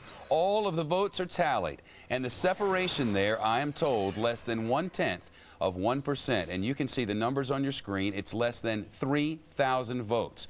What happens next? Recount. Do you think lawyers get involved? You can bet on it. We now know that President Bush is going to be speaking tomorrow. The schedule is out, and our chief White House correspondent, Brett Baer, is live at the White House with that. Brett, what do you know? Hey, Chef. White House spokesman Tony Snow says the president will hold a 1 p.m. Eastern Time news conference tomorrow, and we're likely to hear a much different President Bush than we heard on the campaign trail over the past 10 days, which he stumped in about 15 different cities. Tony Snow saying tonight that the president was clearly disappointed that the House changed over to Democrats. He predicted along the campaign trail that the Republicans would hold that. However, he said the challenges still remain the same, and they will not change tomorrow morning. The president will continue to call on Democrats to help him win the war and to keep the economy going, but clearly it's going to be a different sound out of this White House. There is still a hope here about holding control in the Senate. They're holding firm to looking at that Virginia race that will not be decided tonight. They're also looking at Missouri and Tennessee very closely, and Montana they're watching as well. So there's still hope that the Republicans could hold on to the Senate here at the White House. Spokesman Tony Snow also saying that the White House was encouraged by what they heard from top Democrats today, that essentially Democrats would not stop funding for the war in Iraq, would not do anything radical like that, but clearly are going to be pushing for a change in policy. It's going to be interesting to see the president address all of these issues since he was really the focus of this campaign as he stumped around the country in very red states to try to gin up the Republican base over the past 10 days. Joe? And we'll look at the specific numbers of the specific places where he campaigned, and the results may be surprising. We'll get that in a minute. Hey, it seemed like only President Bush and Karl Rove seemed unsure about this. They seemed very confident, or said they were publicly at least. Privately, is there surprise there tonight, or privately were they expecting this? Privately, they knew it was going to be an uphill battle today, looking at the polls going in to hold on to the House. I think there is some surprise that the Senate is as close as it is right now and is really hanging on a razor's edge. The question will be how big the House majority is for the Democrats before the night is done, and really what kind of change we'll hear from the president tomorrow at this news conference. You know, he spent the last 10 days really ripping into Democrats, sometimes saying that if the Democrats win, America loses in the war on terror. So you're going to have to see a president that's very much more conciliatory to be able to work with House Democrats starting tomorrow. Brett Baer live at the White House. Brett, good of you. Rich Lowry, is there a way to be more conciliatory? Is there someone who can work across party lines?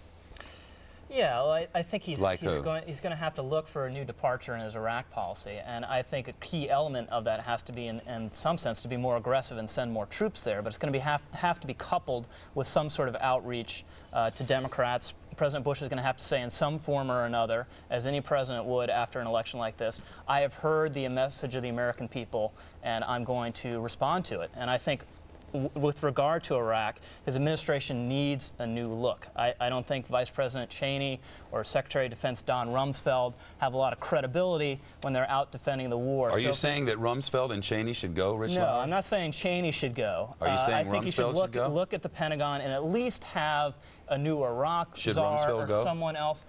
Probably. Rumsfeld should probably go, said the editor of the National Review. It was President Bush who said... You had to drag that out of It was President Bush who, in the waning hours of this contest, just 2 days ago, amid a firestorm of controversy, stepped to the microphones and said, "He's my man through the end of this administration." Does that change? I'll ask for that answer when we come back.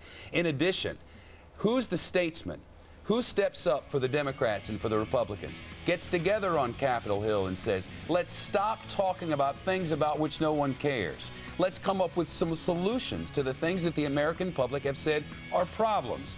The war on terror and the war in Iraq. What do you do differently? Immigration and border control. Is a 700-mile fence the answer? Is there funding for a 700-mile fence?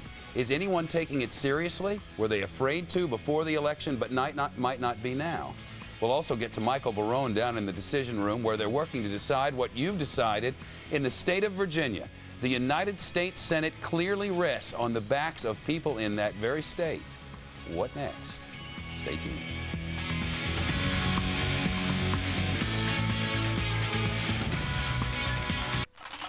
Waiting for decisions across the nation, one of the biggest of them all is in the state of Virginia. Every vote is counted, and it's extremely close, too close to call. A recount is coming.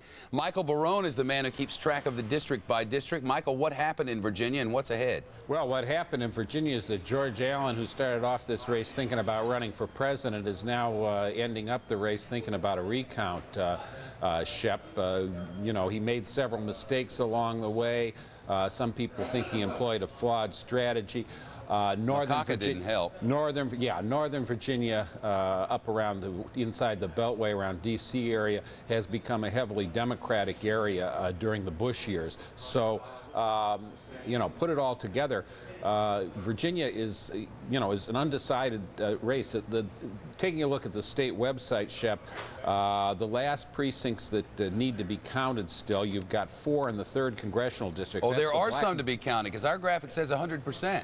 Well, I've got, according to the state, I've got a couple more. Now, that may be down there. Virginia tries to count absentees with the precinct count. It's not a separate absentee count, but it usually doesn't net quite all of the absentees.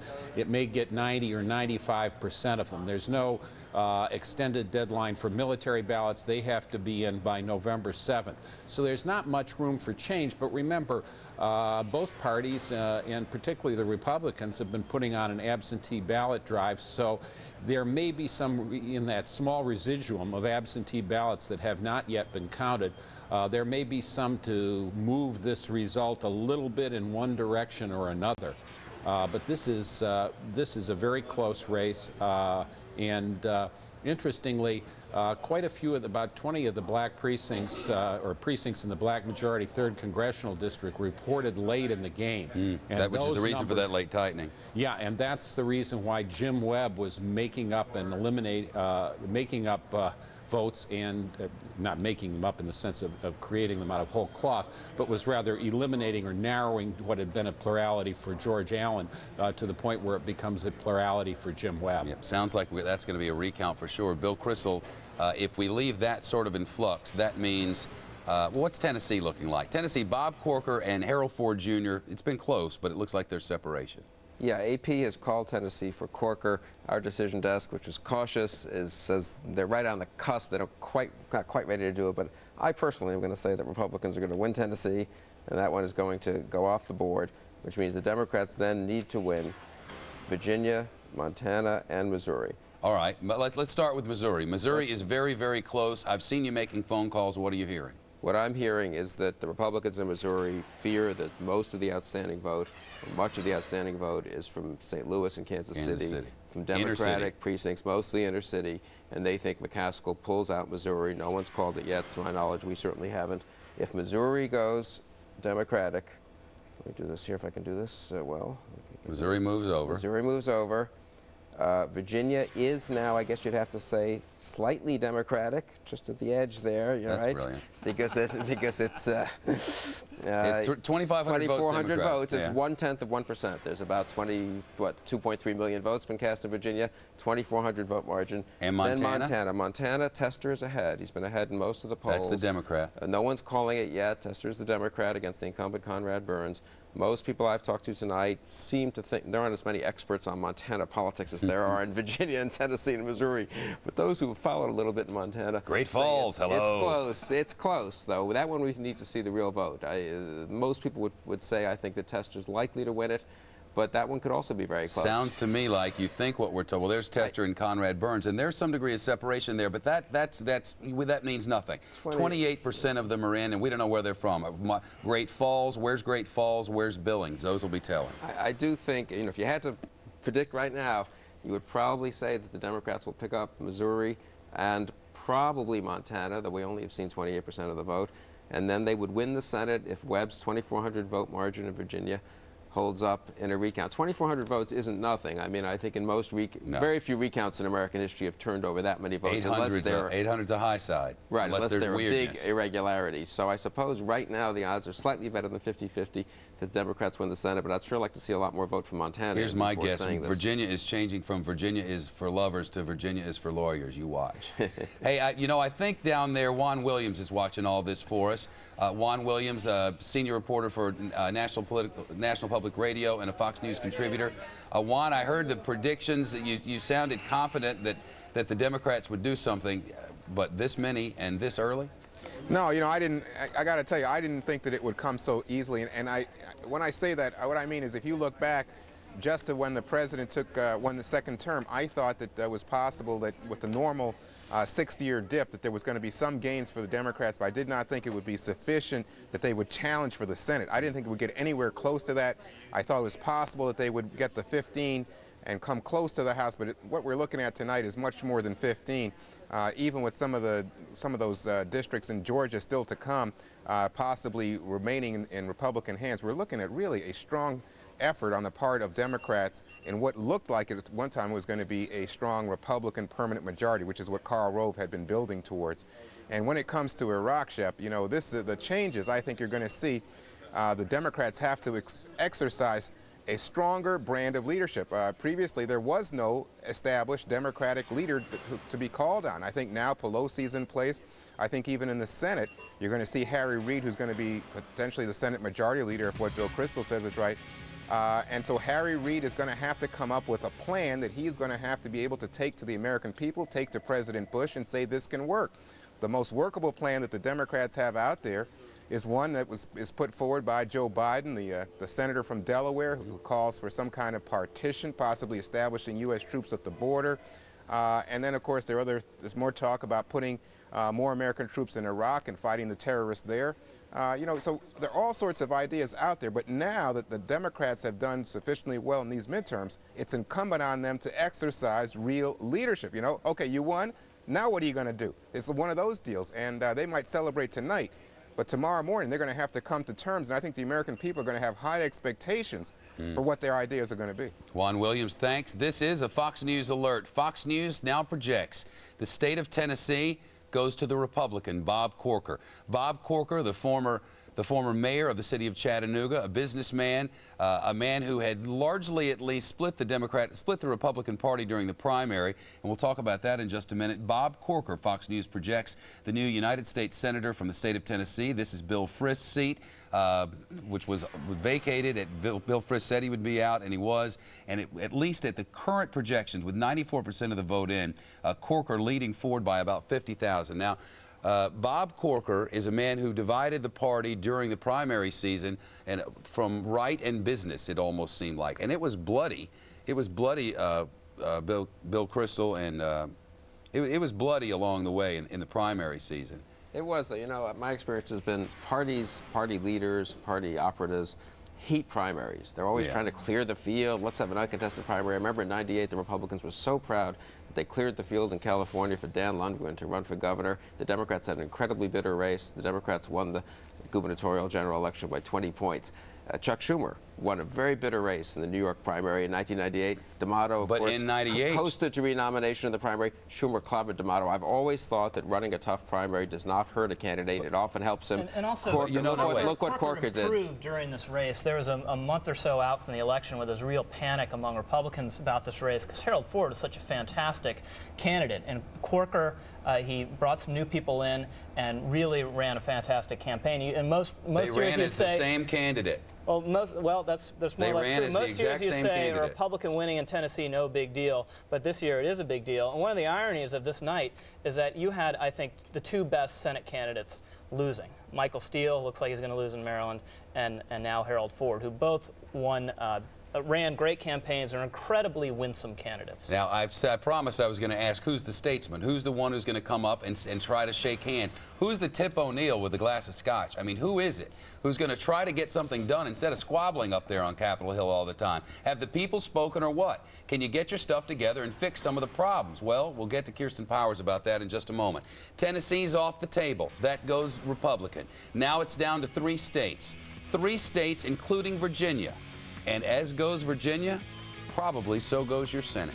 We'll get into that horse race coming up in just a moment and analyze the problems that were brought forward, and does anyone have a solution? As You Decide 2006 coverage continues on Fox News Channel in just a moment. Entertainment. Well, you've decided. We just don't know the decision yet, especially in Virginia. 3 states left. The Republicans, well, the Democrats need to run the table, or the Republicans need to grab one, or the United States Senate goes over to the Democrats. We'll get that in just a moment. But now the Democrats clearly control the House of Representatives. They can help control some of the language, and hopefully they can find someone who can work across the aisle and get something done. Kirsten Powers is a Democratic strategist and a Fox News contributor. Who's the statesman or stateswoman to say, we can work together? Well, I mean, for all the vilification that's happened of Nancy Pelosi, I think she actually is a pretty good politician, and I think she can work pretty well with other people. Who can have any office she wants.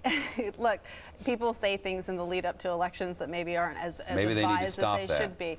But the point is, look, when it comes to what the House can do in terms of the war, they can basically do 3 things. They can declare war, they can provide oversight for war, and they can provide the funding for the war. Now, there's been a lot of talk about will they withdraw the funding. I certainly hope that that's not the case, and it's not going to be something certainly that's going to come out of the box. But they can provide some oversight, and I think that they will have to start to work with the administration. But it's sort of silly, actually, in my opinion, for people to keep saying that somehow the House is going to come up with a war plan.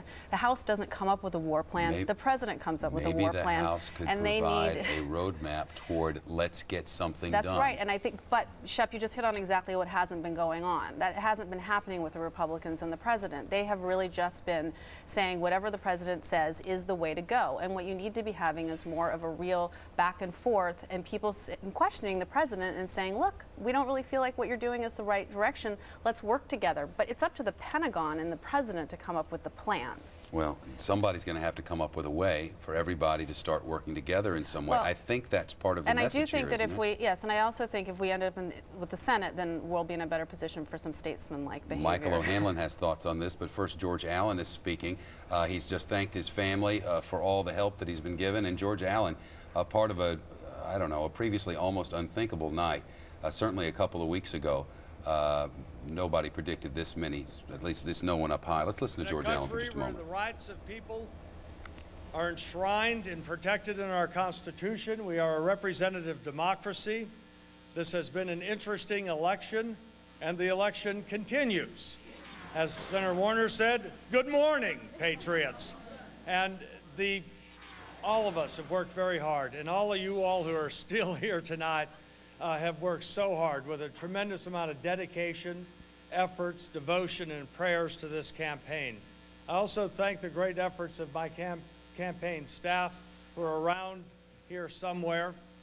I see some of you all here. And all the other volunteers who've come in and worked in this campaign. You've heard me say, as John Warner and I and others were barnstorming around the Commonwealth, the world is controlled by those who show up. And we were talking about how important it was to get every vote in. Wherever our Attorney General is, if he's up, where is he? He's in the back. He went through one of these last year. So the point of the matter is, John's gone through a similar situation. In fact, the first time I ever won an election, I won by, on election night, it was 18 votes. We had to have a recount. So the point of the matter is, we're still counting votes. It seems like every time there's a new email, you know, there's some more votes coming in. There's absentee precincts. There are some counties that say that, well, they'll get to counting the ballots later on today. In other words, they've gone home and they'll come back to work tomorrow and count those precincts. So the point of the matter is, I've been through it. I think that the counting, I know the counting will continue through the night. It'll continue tomorrow. And I want to thank you all, because I know you're going to be like a bunch of eagles and hawks watching how every one of these votes are accurately counted. And I thank you for your participation. So George Allen is speaking, and the results are not yet in. We know that 100% of the votes are counted according to our count, and the lead is for his opponent, the Democrat, by 2,500. Now get this. The Allen campaign has just contacted Fox News, and the Allen campaign says the networks have transposed raw vote totals for the race, that Allen is in fact up 5,000 to 6,000 votes. Now, I don't know about you, but that begins to give me a headache. One that sounds very familiar. We're going to hear a lot over the next few days. Carl Cameron is the one who got this information for us. Carl, what's this based on? Do you know? Well, the Allen campaign has been watching this incredibly closely, and to just give you an idea of how sometimes even the slightest sort of infinitesimal piece of rhetorical flourish can get you in trouble, they're going to argue, the Allen campaign, that it's not 100% of the votes in. Commonwealth of Virginia says it's actually somewhere in the neighborhood of 99.6%, so there's still some votes out there that are uncounted. You heard Senator Allen talk about how the absentee ballots are not yet counted. Loudoun County, one of the bigger counties, a fairly conservative county where George Allen might do well, the registrar, we're told, decided to close up shop tonight without counting all the votes. They're going to have to go back and do some counting tomorrow. Not a recount. This is the original count that's going to spill into tomorrow because it got so late. So lots of material for the Allen campaign and for Republicans to point to suggest that it's not going to be over tonight. Mr. Allen's no stranger to recounts, and it's been pretty clear. The statute in Virginia says that if the race is within 1 percentage point, after the results have been certified as within 1 percentage point, then the loser can call for, or the second place, the runner-up, can call for a recount, and then it'll go forward. Yeah, but Carl, I thought you said that he's claiming there was the numbers were transposed. I mean, how many different explanations are there here, Lucy? Not too many, and the truth of the matter is the polls are closed, so a glitch on the screen isn't like it's going to change certain votes being cast. It's not like they can claim that, oh, well, you're tainting the outcome over on the West Coast where the time zones and the polls haven't closed yet, which they now have. The truth of the matter is it's just complaining. But at this point, any close race, and candidates in both parties are going to look for anything, and if they have to blame it on the media, if they have to blame it on each other, if they have to blame it on the alignment of the stars, they're gonna count the Allen campaign in for a recount if they have to. And yeah, it's 1/10 of 1%. They're gonna get it. Oh, absolutely. And there was some speculation earlier tonight that Allen was going to come down tonight, and rather than just rally the folks in the room and say, hey, hang in there and thanks very much, he was going to claim victory. Yep. In order to sort of stake out some territory against Mr. Webb. I suspect we're going to hear Mr. Webb fairly soon from now saying essentially the same thing that George Allen did. I suspect we will too, and I wonder about the legal challenges in all this. Judge Andrew Napolitano is our chief judicial analyst, a former justice of the New Jersey Superior Court, and live with us now. Judge Napolitano will be with us in just a moment to talk about what the possibilities are here, legally speaking. Before you get to the legalities of it all, you have to have a recount. And of course, if we're over here transposing numbers, well, I'd blame the media first. It's a trend that I've seen work along the way. Michael O'Hanlon, as we begin to dissect what happened and how to go forward here, certainly people are going to have to come up with some sort of strategery regarding this war. Absolutely. You were asking before about statesmen, stateswomen. Two people I'll look for would be whether Jane Harman winds up having a chance to chair the Intelligence Committee. And we know that she and Nancy Pelosi don't necessarily have the best relationship. I wonder if that wouldn't even be a sign. You know, this is a woman who's worked across the lines very well, who many are suggesting, if she is not allowed to stay in that position, might let us know exactly how difficult this fight is going to be. He'll tell us something, and so will Steny Hoyer, the #2 among House Democrats. Will he hold that position, or will Jack Murtha, who we all know has a distinguished career but has become very controversial in wanting immediate withdrawal or very near-term withdrawal of U.S. troops from Iraq.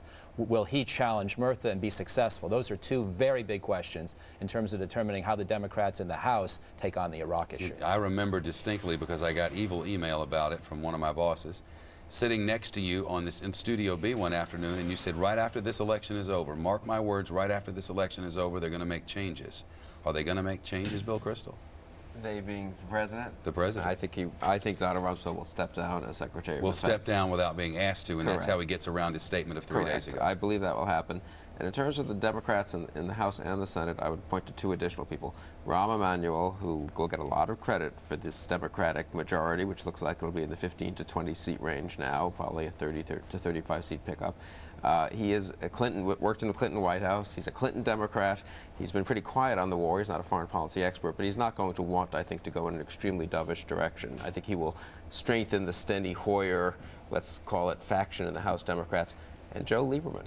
If the Democrats have 51 seats, who provides their majority? Joe Lieberman. And I think Lieberman and other moderate Democrats, and there are about 5, 6, 7 of them, Blanche Lincoln of Arkansas, Democrats from Louisiana and other states, become very, very important. Lieberman in particular could really play an incredibly important role over the next 2 years. There is an incredibly important race still out there. We are down to 3 states. The Republicans need to keep them, well, the Democrats need to get them all. The Republicans need to keep one, Virginia, Missouri, and Montana. It's not over yet.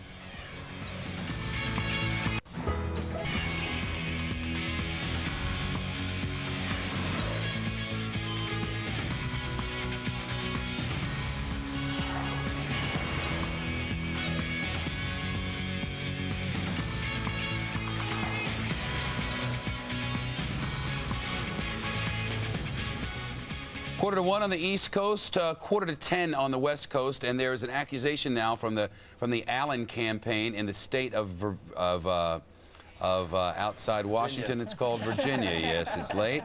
In the state of Virginia, and he says, well, the networks have transposed. One of the reasons is the networks have transposed the numbers. Well, we've gone back and checked, and our crack staff here has added it all up again.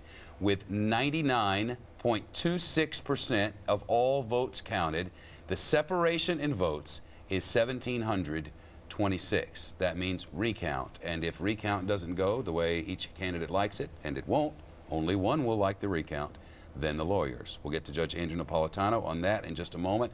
Bill Kristol, we're down to 1 state, it feels like, doesn't it? Well, we don't know about Montana or Missouri. I said it feels like. Feels like. And I think Montana, some of the guys, some of the political scientists in our decision desk think one of them, they seem to be slightly split. Just looking ahead, one of them thinks Tester wins in Montana, the other one thinks it might be very, very close. The polls had Tester ahead, but Tester is ahead in the raw vote now. So let's see what happens in Montana.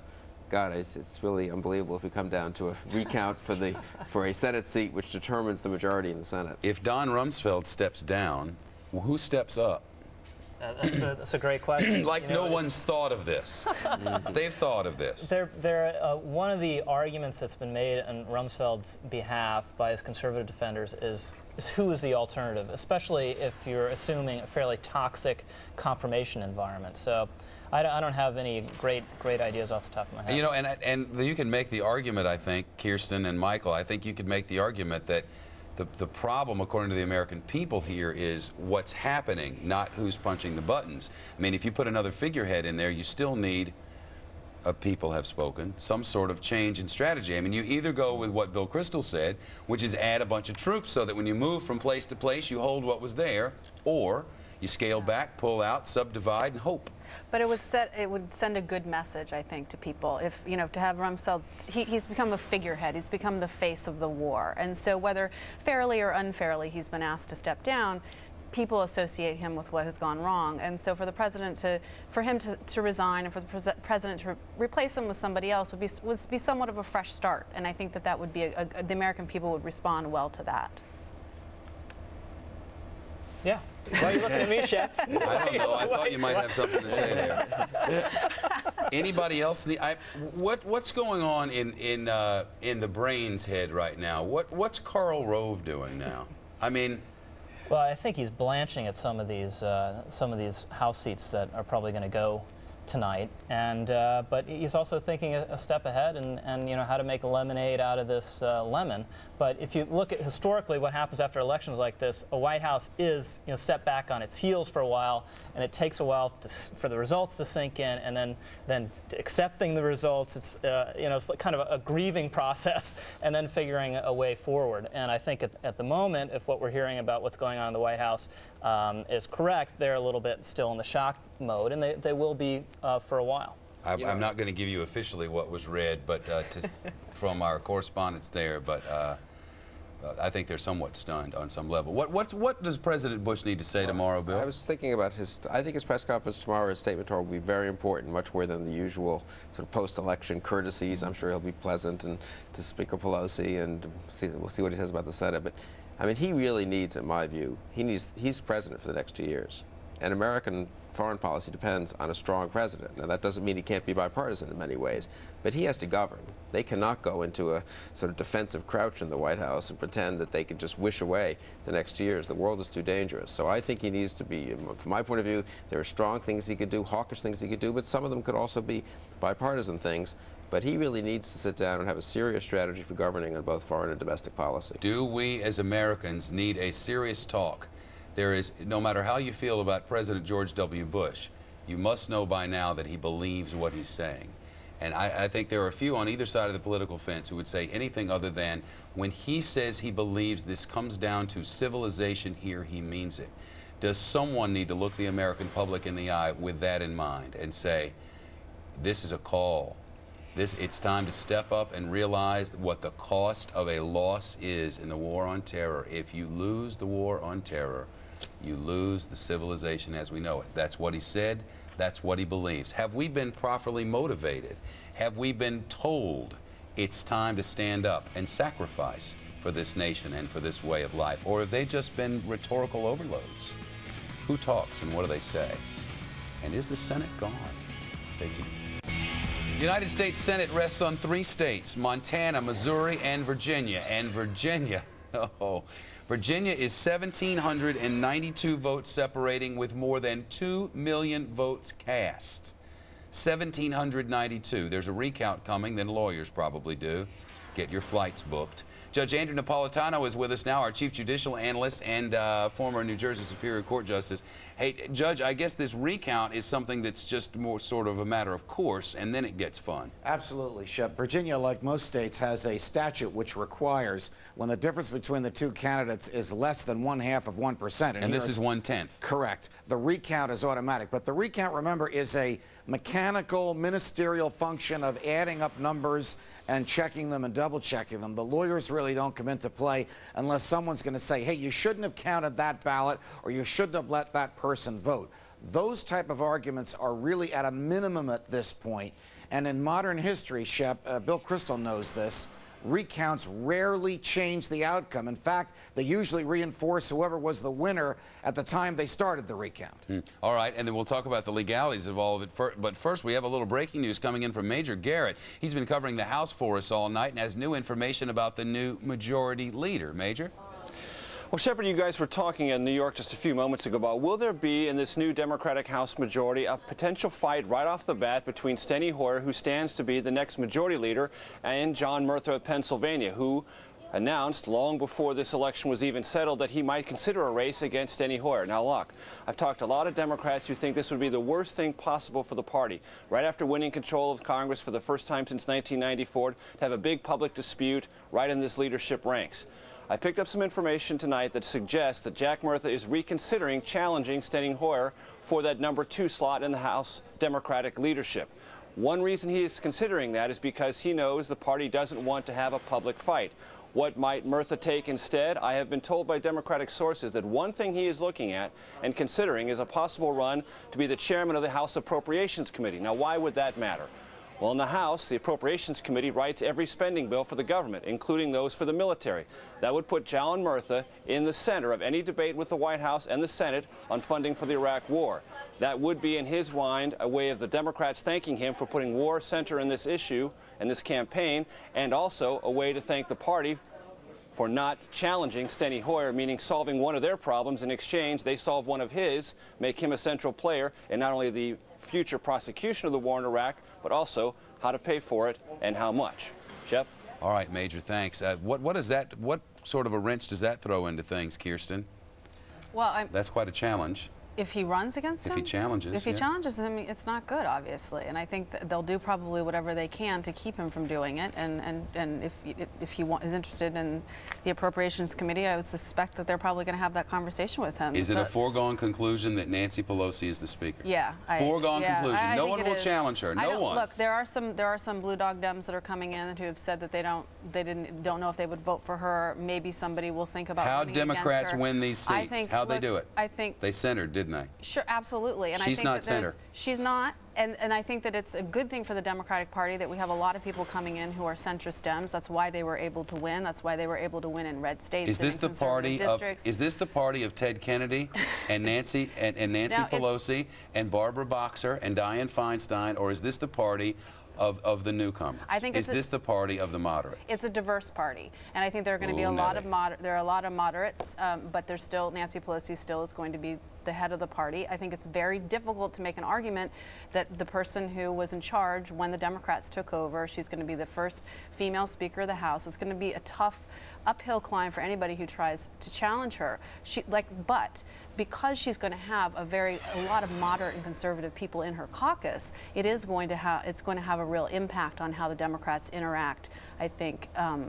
Certainly with other Republicans and with the White House and what kind of policies they come up with. Foregone conclusion, Bill? Yes, I think so. I mean, she led the Democrats for the first time in 12 years to the majority. And to be fair to her, she blessed Rahm Emanuel's attempts to recruit the moderate Democrats. She ran a very disciplined campaign for the last 2 as Republicans. Rich and I know this, kept privately sort of salivating at the prospect of Nancy Pelosi out there. She'll be easy to demonize. She wasn't easy to demonize. She said very few foolish things.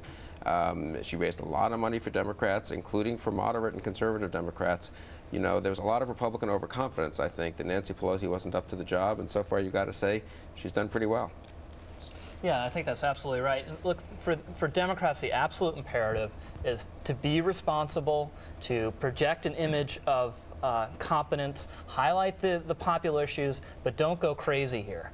And it's imperative that Nancy Pelosi continue on the course that she set this year of trying to keep a lid on the more old-style liberalism within that caucus and give a voice to these new moderate Democrats. And you can make a case. We'll have to see, Shep, how all these races shake out at the end of the night. But you can make a case that perhaps, someone was pointing out earlier tonight, both parties in the House will end up more conservative after this, because Republicans are probably going to lose a lot of moderates, and the Democrats are going to gain a lot of people like Heath Shuler down in North Carolina who pro-gun, pro-life, social conservatives. And think about Webb. I mean, if Webb ends up coming forward, this isn't exactly an anti-military kind of guy who ran against the President of the United States. This isn't Missouri, for instance, and the way that race was run.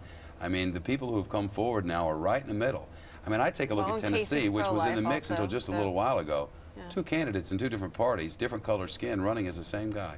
At any rate, we are coming up on the top of the hour, and it is 1 o'clock on the East Coast, 10 p.m. in the West. This is Fox News Channel's continuing coverage as you decide 2006. Here is the balance of power as we know it. First, in the United States House of Representatives, where the outside suggestions were that maybe the Democrats would be able to pick up as many as 30 seats.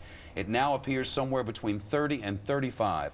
The United States House of Representatives is fully in the control of Speaker of the House-to-be Nancy Pelosi and the Democrats, where they have gone through a landslide victory tonight. Searching exit polling and phone data from Fox News and otherwise from coast to coast, those who made this change have said almost without exception they made the change because of the war in Iraq, looking for general change. If the phrase is throw the bums out, tonight they have. In the United States Senate, it is much closer and still too close to call that they have picked up a number of seats tonight. The Dems have picked up 3 seats, the most prominent of which, Ohio, Pennsylvania, and Rhode Island, all lost by the Republicans. Arizona has gone, has been held up. Tennessee has remained a Republican seat.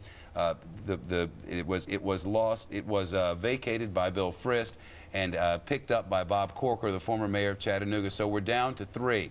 We're down to three different Senate races that are going to decide it all. The first one is from the state of Montana. Montana is still very close, and we have the numbers to show you from Montana. Still in the very early hours there, because the polls haven't been cleared closed for that long. And let's face it, getting them around in your outfit around the state of Montana, especially if you're west of the Divide. I mean, if you're in Jordan, Montana, it takes a while to get them to Billings, and that's what they have to do. So we're at 38% of the vote in the state of Montana. We have two different thoughts about who might win this thing. Some on our decision team look at the numbers and the counties that are represented here, and they say Great Falls is going this way. At any rate, it's too early to call this. It's going to be a bellwether, though. The next one that's left now is Missouri. Missouri, this has been a dogfight from the very beginning. We've been talking about how close this was. I remember being outside St. Louis just a few days ago where they said it may be our statewide referenda that are going to decide this thing. It may be the stem cell issue. It may be the tobacco tax. We don't know what it is, but they had very high turnout in the state of Missouri with long lines and imperfect weather. Still too close to call there. And then there is the state of Virginia, where we're 1,800 votes apart with 99.36% of the votes counted. It's all done except the recount, then the lawyering. And I don't think that's I mean, you know, come on, we live here, we know what goes on. They're going to have a lot of lawyers there. And the lawyers are going to battle it out, and yoo-hoo, that'll be fun. Bill Crystal? I think what we learned, though, from seeing these updates is Missouri, it was correct that it was St. Louis and Kansas City out. They're now coming in, and McCaskill has a lead over Talent, and it's hard to believe that that lead's not going to increase. So again, we're not calling it officially, but it's hard to believe that Missouri, I believe Missouri is now going to go Democratic. Virginia, I guess we're waiting still for very few precincts outstanding, not on the recount, but on the original count. It does look to me like Webb will go into the recount with a couple of thousand vote lead. It's rare for that to get overturned. And then Montana, Tester's ahead now by 4 points. If you had to bet right now, I think you'd bet on a Democratic Senate. Yep, all right. If you had to bet right now, you'd bet on a Democratic Senate. Did you really think that was possible at let's say, 1 o'clock this afternoon? I did. I predicted, actually, the Democrats would win the Senate, and I guess they may do so. Prediction. Let's not have this braggadocio on the set about correct predictions. Occasionally, stop clock is right twice a day. So. Missouri, there were so many matters in play in the state of Missouri. There were so many pushes and pulls there. Our Steve Brown's been covering Missouri for a long time now. Steve, what happened? What happened with stem cells? What happened with tobacco? What happened with those things that we thought in suburbia were going to move people?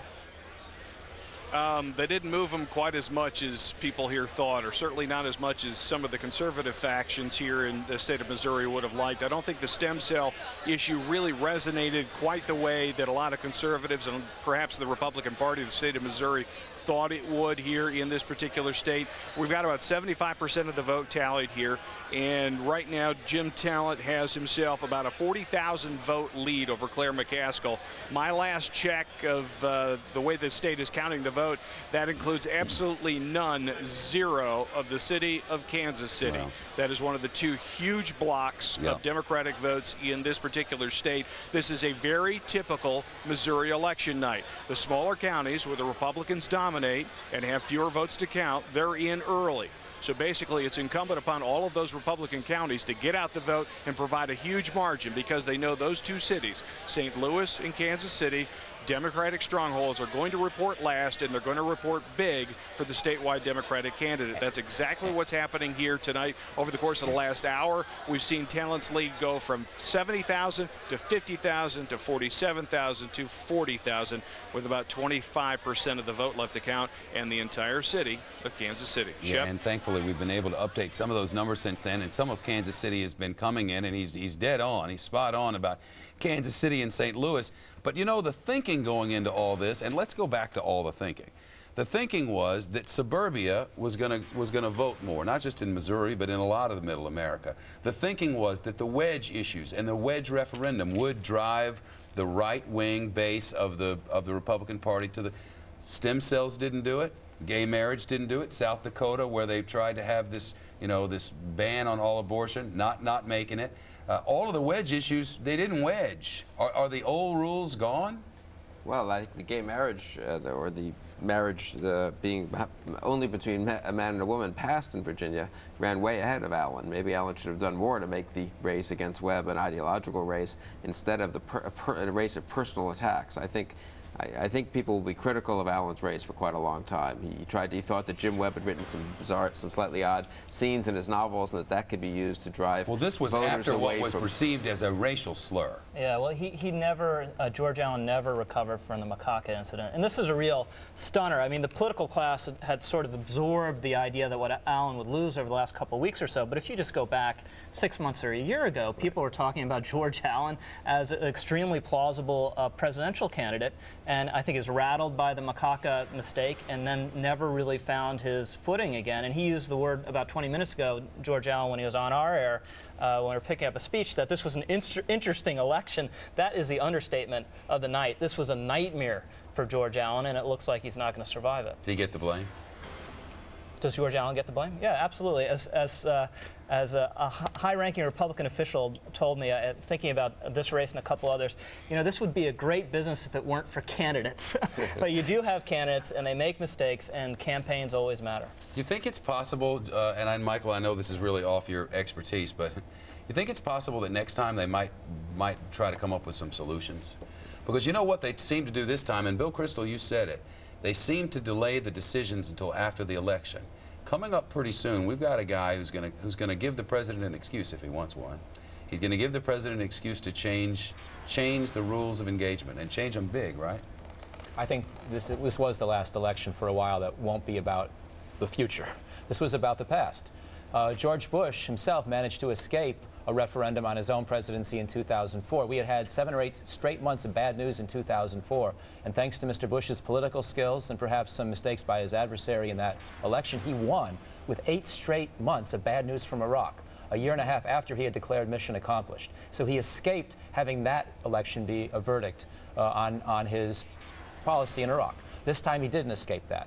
But again, it was a backward-looking election. Even the calls for Rumsfeld to resign were about things Rumsfeld had done in 2003, primarily, which I think were big mistakes. They were things having to do with disbanding the Ba'athist party and disbanding the Iraqi army and not preparing for the post-Saddam period properly. In other words, not so much about what to do now. Democrats knew, the political science says, if an incumbent is unpopular and doing badly, make the election a referendum on what he's been doing, what he has done. But that can't work starting tomorrow. All right, I want to talk for just a second about the windsurfer-in-chief, John Kerry. Is the botched joke now not a big deal? I heard a radio talk show, as we drove across America, I heard a radio talk show go, he just did it. He just ruined it. The Republicans are going to sweep. I would say his name, but he's sometimes on another cable news channel. He's sometimes in my time slot. So I won't say it, but he was 100% sure that that had blown it. We'll get to that in a minute. First, Arnold Schwarzenegger. You look across the country and find a Republican who has been more successful than Arnold Schwarzenegger. Arnold Schwarzenegger is in a capital D, double D Democratic state. Yet he's gone out there and won his governorship in a landslide. How did he do it? Listen. I can express my gratitude to my #1 and to the greatest asset that I have, which is my wife, Maria. Give her a big hand.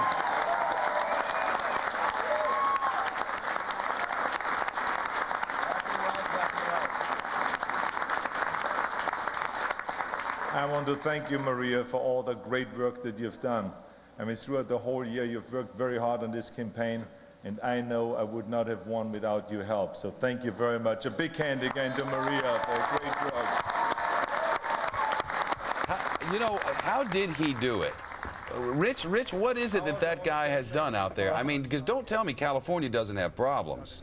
It has problems. It's a classic case, Shep. If you can't beat him, join him. And after his stunning political defeat, when he was trying to push all these referenda through that I think that were actually good ideas and would have increased the sensibility and effectiveness of California government, he got slammed by the unions and by the rest of them. So he just said, okay, I'm going to govern like a Democrat. And he's done that, and in California it's worked. Carl Cameron, what else did he do?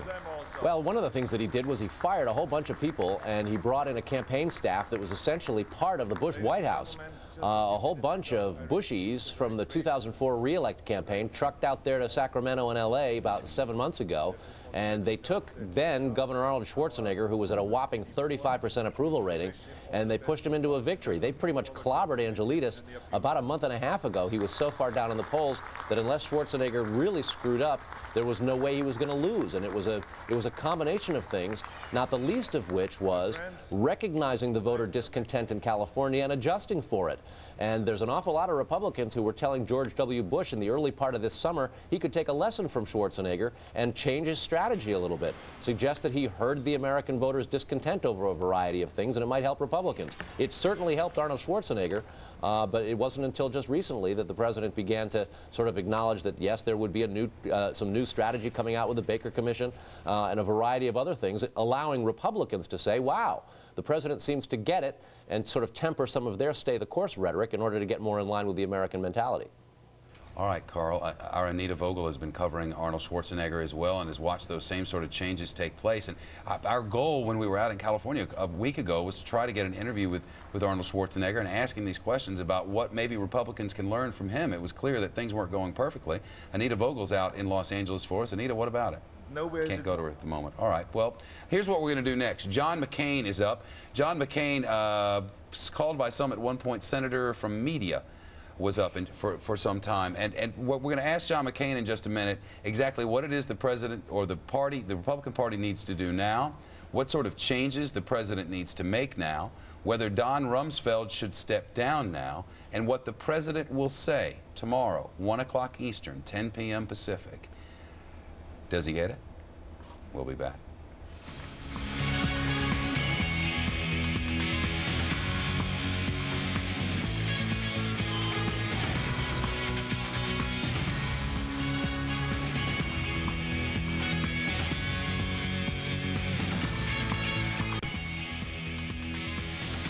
Fifteen minutes past 10 o'clock in San Diego and Los Angeles and Seattle and up and down the West Coast and in Montana. Montana's going to be big this night, and it would appear at least that the nod for now at least is going to the Democrat tester. We have about 47% of all precincts reporting and votes counted. Slight lead there. I think conventional wisdom around here is if you had to guess, which we're not doing, but if you had to, you'd probably guess that this goes Democratic. We'll have to wait till all the votes are counted. Next, Missouri. Now, Missouri, there seems to be some separation here. 81% of the votes are counted. It looks mighty darn close, less than, what, 10% separating there, even less than that. 49% for McCaskill, 48% for the Republican talent. We knew this was going to be close all along. It's been close since they started adding these things up. But, Bill Kristol, we may be close to a decision here? Yeah, it does look like the outstanding vote was St. Louis and Kansas City. McCaskill's getting the bulk of it. Looks like she's been steadily gaining and is now ahead and continues to gain. I think she will win Missouri. I think Tester will probably win Montana, though that's less than half the vote in, and I think we have less of a feel for exactly what's outstanding there. In Virginia, I've just heard there are real questions. We're not yet at a recount. They have not finished the count in Virginia. There's something between 0.75%, maybe more of the vote still outstanding. Some military ballots, a couple of counties where absentee ballots haven't been counted yet. It's probably not enough to change things, but you know, it could be 1 or 2% that hasn't been counted, and then it could get very, very close. So I think Virginia, we really won't know until tomorrow. We are not yet calling Missouri. We expect that we may be able to make a call one way or the other shortly. Which way? We'll have to see. The decision desk is working on it right now. Wow, 1:15 in the morning on the East Coast, and your hopes are in Virginia. Would that have been a place where you might have felt pretty comfortable, though?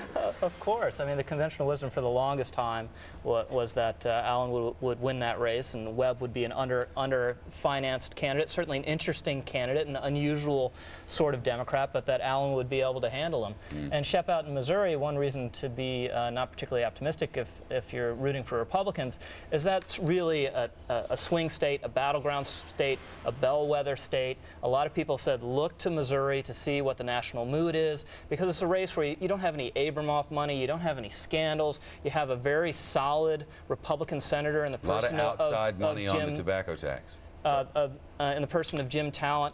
And what we've seen in the rest of the races tonight is there's some sort of Democratic tide. So that would probably tell you that this bellwether state of Missouri is probably going to end up tipping the Democratic way. And here's another thing about Missouri. We were in the town of O'Fallon, Missouri, which is one of the St. Louis suburbs, Kirsten, and talking about The question being, would the people of the suburbs, middle class, upper middle class, who traditionally vote Republican, would they get out and vote, or would they be disillusioned and stay home?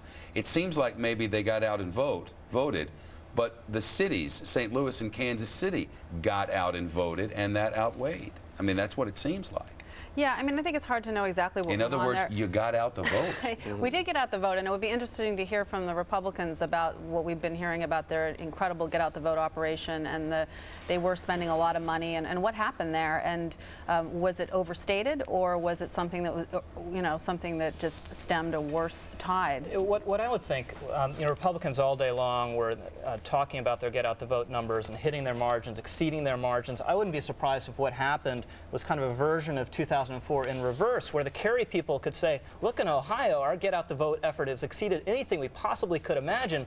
We're going to be okay. We're going to win, not realizing that actually the Republicans were even outperforming what they were outperforming. And it may be that the Republican turnout was fine, but they got swamped by the Democratic turnout and the independents tilting against We can dissect this all night, yeah. but tomorrow they're going to have to start talking about what the people have said was the root of the problem, and that, according to the people, was Iraq. And I'll talk to you about that, Michael O'Hanlon, in just a moment. But first, John McCain is with us. John McCain, a potential candidate in '08, but right now a Republican who's looking at the numbers and wondering what went wrong. Senator, good of you to be here. What did go wrong? Well, I think that we probably went to Washington to change government, and many of our people believe that government changed us, that we didn't address their priorities, particularly in the area of excessive spending, earmarking, failure to reform immigration, other issues, Social Security and others, and I think that it frustrated our base as well as others.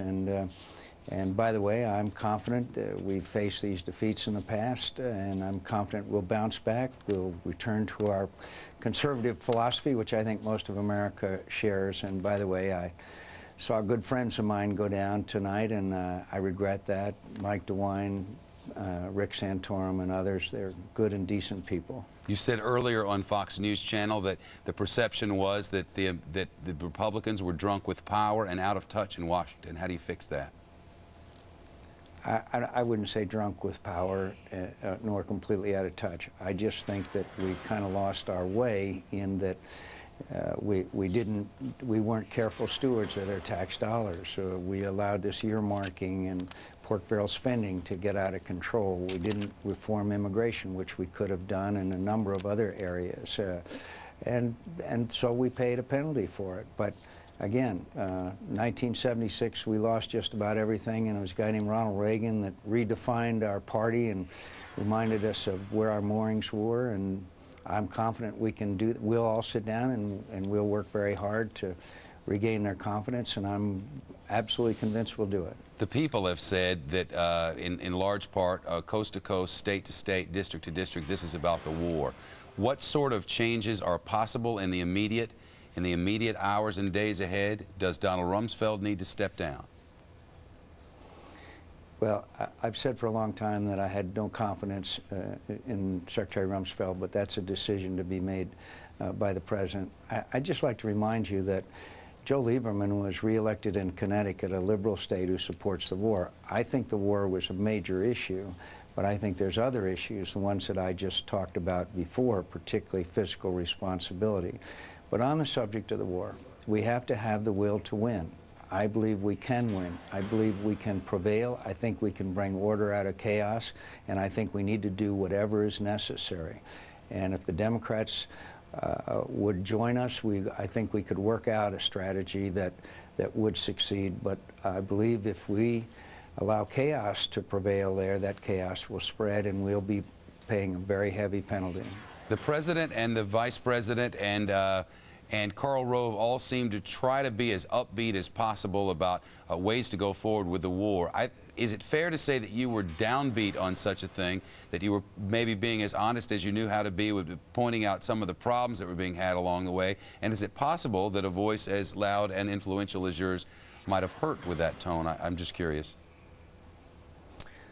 Oh, no, I think the American people need to be told the truth. I think they need to be told what's at stake here, which I'm not sure all of them are. There's a great deal at stake here, and I believe chaos in the region is a result of a premature withdrawal. But I think it's also, in fairness to the American people, you need to tell them when it's long and hard and tough. I've said for years that we needed more troops over there. That's been well chronicled now that that was correct.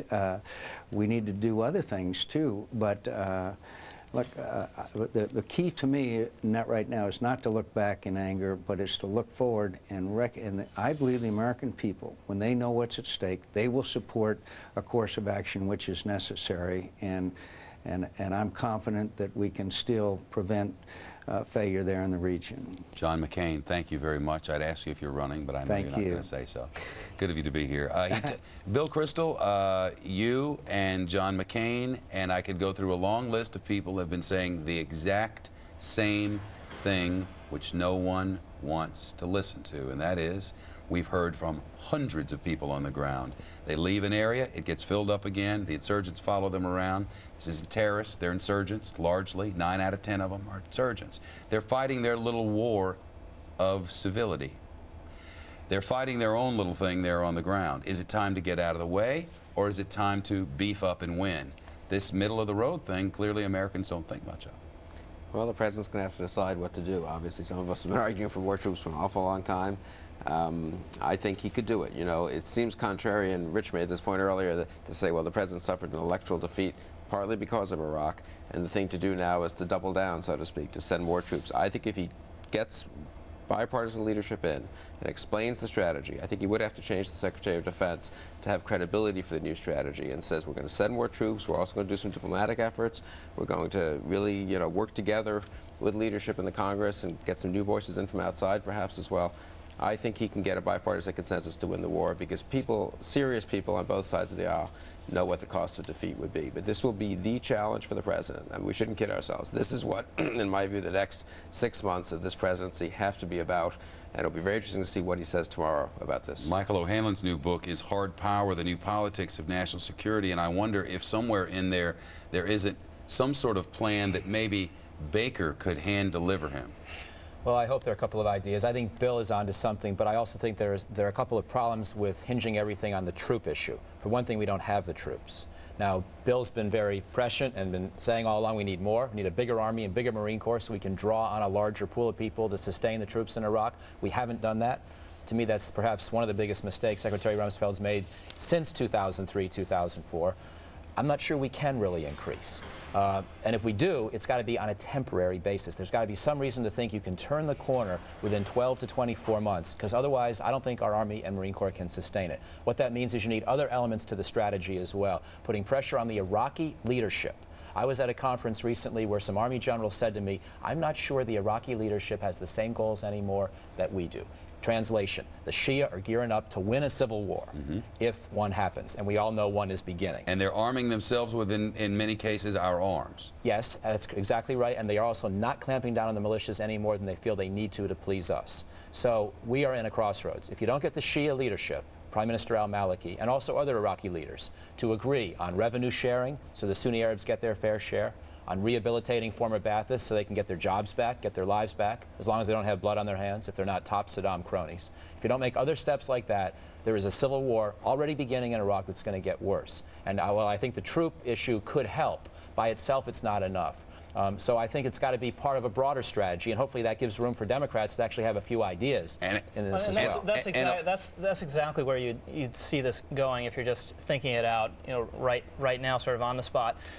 A more aggressive, hawkish policy in the sense that you finally go in with more troops, which Democrats used to be in favor of. You know, the Democratic talking point was, General Shinseki was right when he said you need a couple 100,000 troops to secure this country. Democrats don't talk that way so much anymore. Well, let's face it, there was no appetite for that before the election. It was Bill Kristol who said the changes have to happen. They have to happen, or nothing can happen but a loss here. But he wouldn't change it until after the election. Well, it's after the election now. Let's make some changes, I think is what America said. Very strongly believe, Shep, that it's somewhat counterintuitive. If prior to the election, sometime earlier this year, he had said, you know what, Iraq is in a crisis. And he said that at times. Not but like really that. punched through and said, I realize it's in a crisis, and this is my new policy to deal with it, and it includes more troops. That would have helped him politically, because what hurts so much is the sense that he was detached from reality and didn't have any way to deal with it. And the point I was going to make, following on from Michael, is you do the more hawkish element with more troops, then you reach out to responsible Democrats like Joe Biden and others saying, okay, you want a regional conference? Maybe we do a regional conference. You have ideas for how to promote Iraqi reconciliation? Well, let's talk about those ideas and see if we can implement them. But Juan Williams, do we first need to be looked into the eyes like children, maybe? Maybe like happened in the late 20s, before they had camps down south where people were working to try to, if nothing else, to spread the message that this is a crisis. If what the president says he believes, and there's no reason to believe he doesn't someone first need to look us in the eye and tell us how gravely serious this is? There's no doubt about it. I mean, arguably, if you look back over the course of the Bush presidency, you'd say that after 9/11, he had a chance to call on the American people to make a sacrifice. And part of that was to say to us all, we're in a war. We're in a war with terrorists who want to kill us.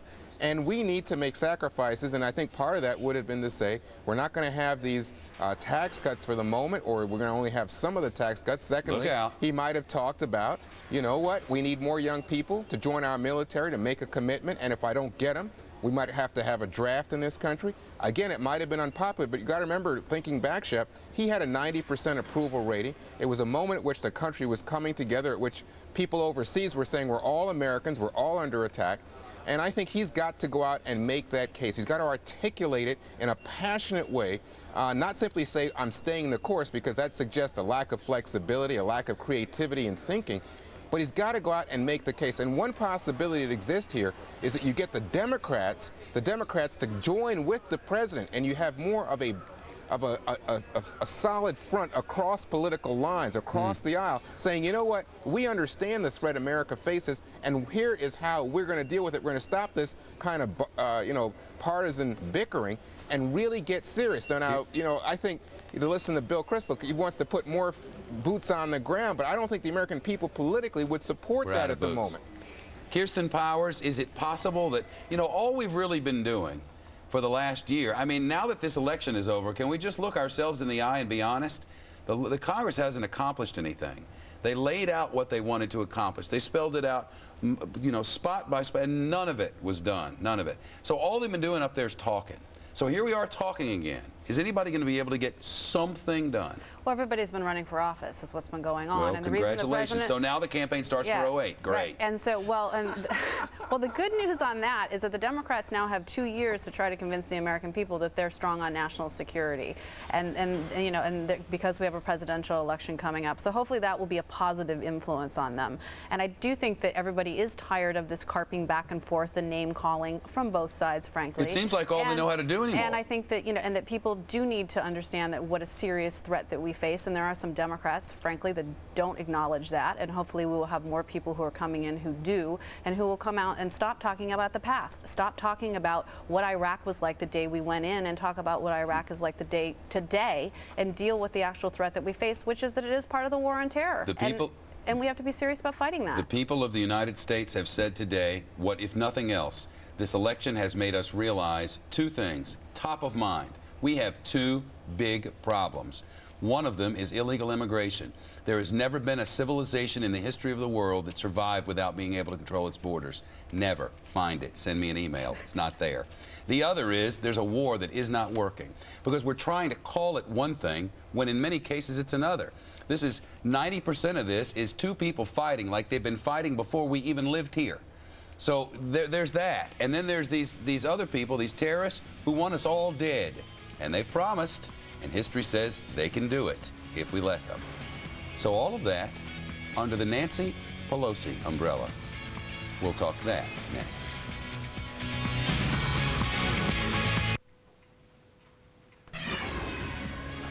You've decided 06. We just don't know what you decided. So if you could get that to us. Montana is the place where we can start tonight. There are 3 Senate seats left, and if the Democrats get it all, the Democrats get the Senate. Here's one. Tester and Burns in the state of Montana. Now 59% of the precincts are reporting. Still waiting on some to get from the outer lying areas there and their outfits to bring them in, but we still have a separation there. If you had to say which way this is leaning, it looks like it's leaning toward Tester, doesn't it? Then there's the state of Missouri. Almost everything's in from Missouri, 84%. Largely, we believe a lot of the numbers haven't come in from in and around St. Louis, so it's kind of a St. Louis County kind of thing. The question is it within the city of St. Louis, which largely trends Democrat, which would mean McCaskill, or is it outside the city, but still in St. Louis County, which largely would trend Republican, which would mean Talent? And the truth is, we don't know. So we're having to wait. We can't call this yet, neither can anyone else. But Missouri, if you had to guess, you see the numbers, that's how you'd guess. Then there's Virginia. Get used to that word. Virginia is for lawyers, remember. That is what we're focusing on and will be now until the cows come home. Waiting now to find out if there are a few more votes to count. There will be a recount, and then there will be lawyers. And all of this will be happening at some point under the stewardship of the House Speaker, one Nancy Pelosi. What can we expect there? Is she one who could find a leader? Could she be the healer who would step forward and work across party lines? Or will she be on a search committee for such a thing? Our Carl Cameron is the chief political correspondent. Carl, what do you make of it? Oh, it's going to be fascinating. First thing I should tell you on a couple of those boards you just did, Shep. Flathead County in Montana, they had a computer failure. They're going to have to count the ballots by hand. That's going to take them all night. There's already recount wheels turning all over Old Dominion for Virginia, and you're right, we're going to be living in courthouses. So as for Nancy Pelosi, well, she's from San Francisco, one of the most liberal communities in America. She has had to sort of shelf a lot of her own liberalism as the Democratic leader because you got to herd cats, and even among the Democratic caucus, there are some conservatives. There is division among Democrats, and a lot of the new members who are coming in are going to be pretty conservative. There is an irony in that the Republicans who got bounced tonight in an awful lot of cases were beaten by conservative Democrats who do not share the values of the House Democratic leadership soon to be in place.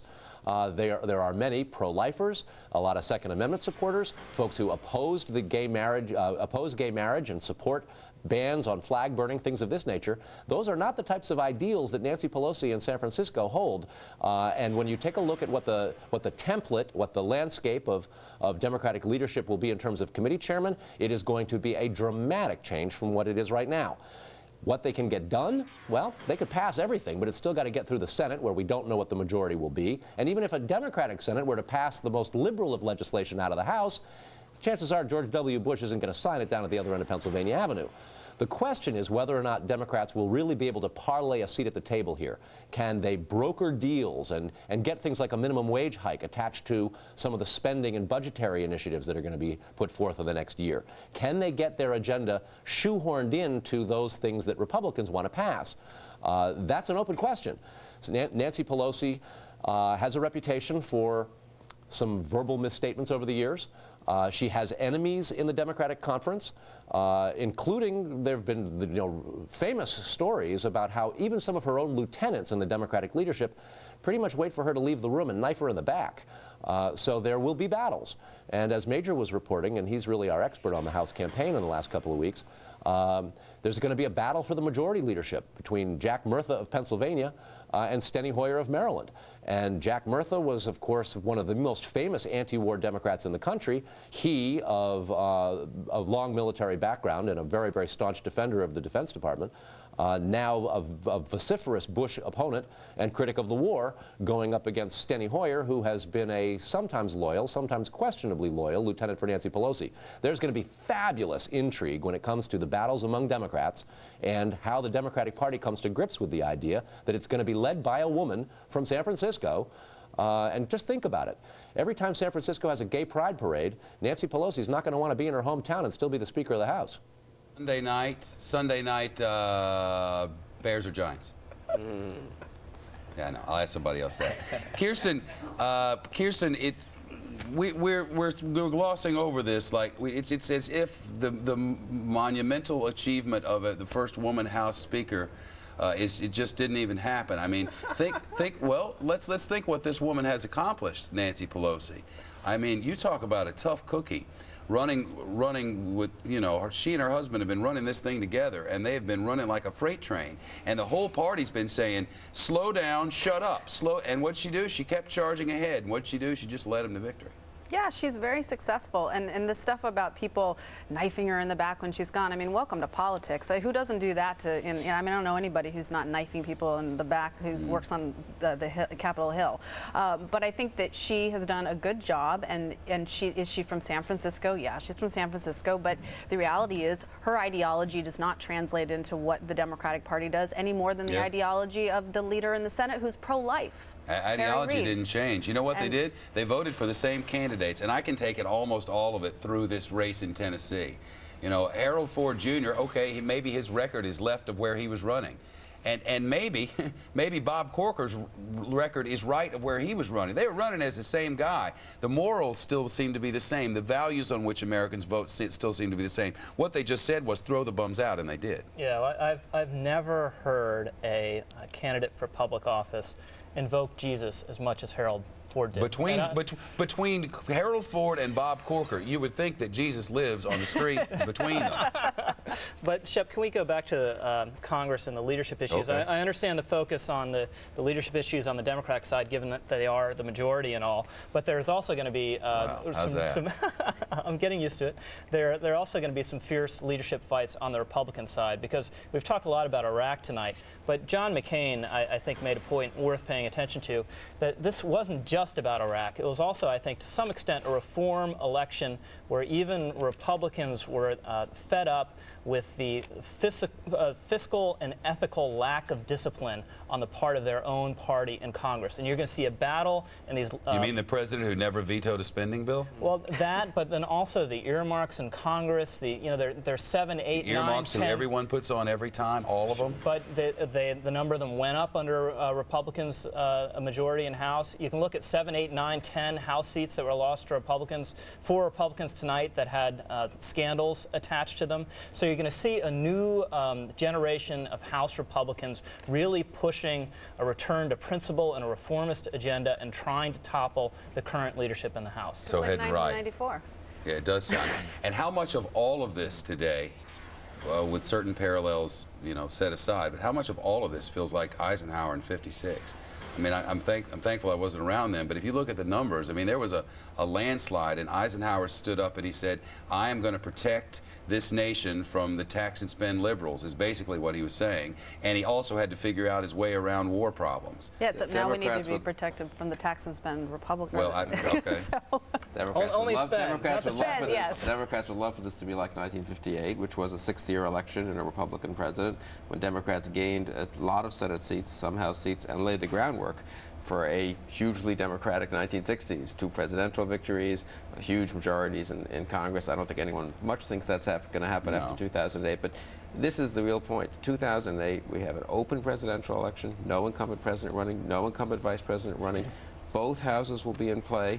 The Senate will be 50-50. The House, there'll be a question of whether all these first-term Democrats can hang on. That's when an incumbent is most vulnerable. It will be an extremely unusual presidential election to have everything up for grabs all at once. And we're going to talk about the presidential election in just a moment. Who can play on Hillary Clinton's level? Who from the Democratic side can even begin to challenge her? Who? And from the Republicans, who steps forward? Is it a John McCain? Is it a Rudy Giuliani? Do you need somebody who the other side may fear for reasons that you just might not know what he was going to do? Maybe like Nixon at one point. At any rate, we'll get into that. We'll check in with Michael Barone. 3 big Senate races left to call. 3 big Senate races that if the Democrats get them all, they own the House. If they miss even one of them, it's Republican control. And we may be very, very close to a call in Missouri. We'll be back in 2 minutes.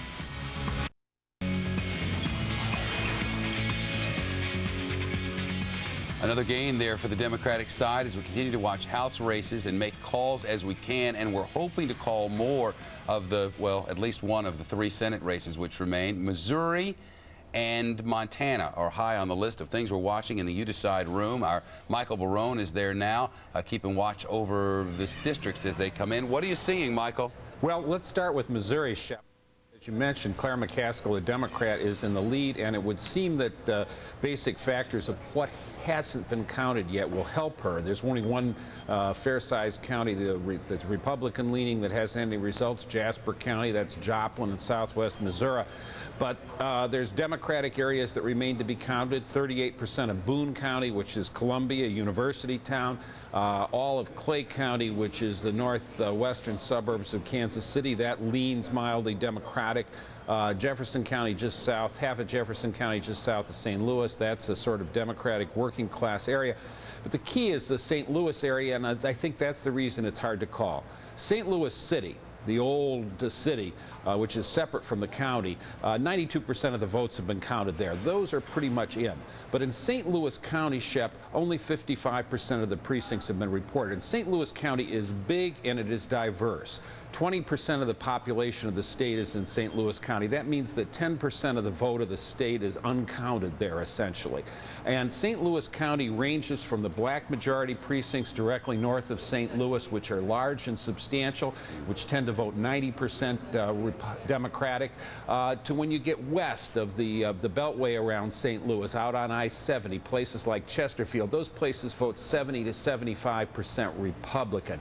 We don't know what's not reported yet in St. Louis County. What's reported is going from McCaskill about 53, 54%.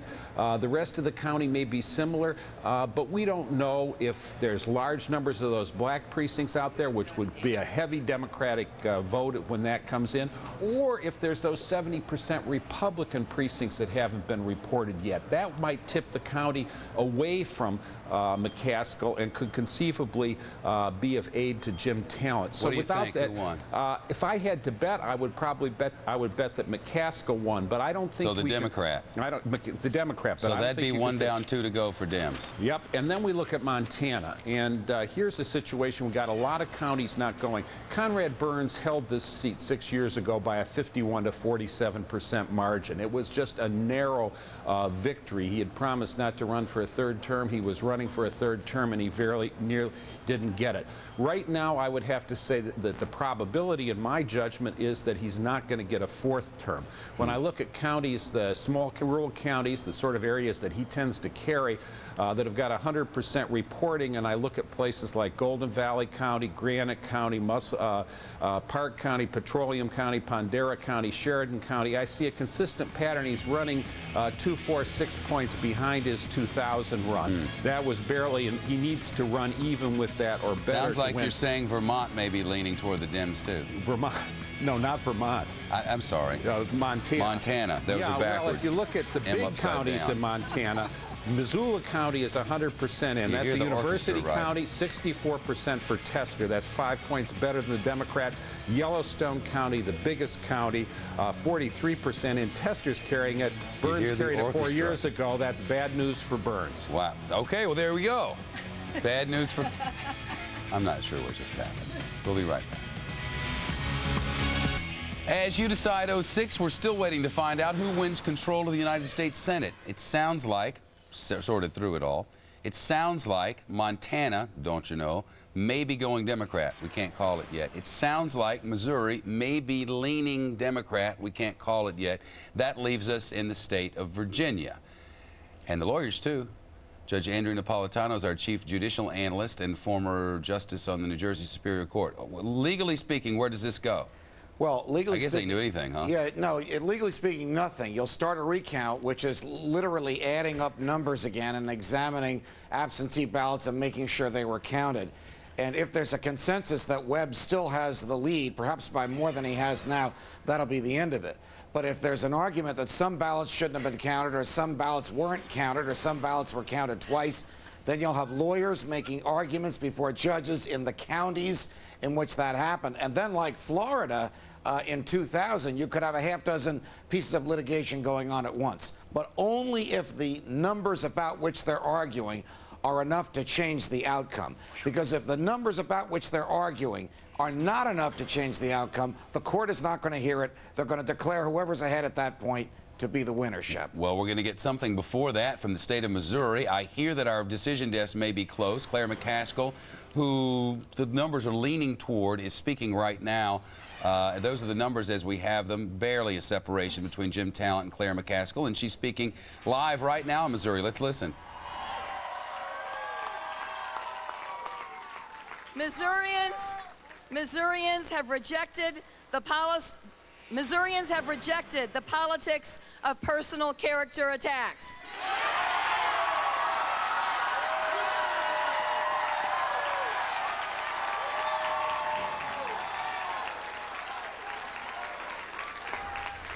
One strategy, of course, is to stand up there and declare victory. It was talked about in Bush-Gore at one point, you know, just walk down there and declare victory and then deal with whatever happens tomorrow. But that's not what happened tonight. So Claire McCaskill, we'll hear more from Missouri coming up in just a little while. We also understand that polls are not going to close for 4 more hours in one part of Montana because of some problems with voting machines, so they get to go late. We're not going to know in the morning. Fox and Friends may be the one. I have about a minute and a half. Rich Lowry, do you have a thought here, or is it just bedtime? It's a big Democratic night, but at the end of the day, President Bush is still President of the United States. He still holds the whip hand on Iraq policy because he controls the executive, but he's going to have to adjust and absorb the results of tonight. Kirsten Powers? Yeah, I think I'm just going to be interested to see what happens with this new sort of coalition of Democrats. So we've gotten so many new conservative blue dog Dems in the caucus now, and it's going to be interesting to watch how the Democratic Party sort of adjusts to this and recognizes the power that those types of voters really have in the election. Hard power, the new politics of national security. Michael O'Hanlon, your thoughts?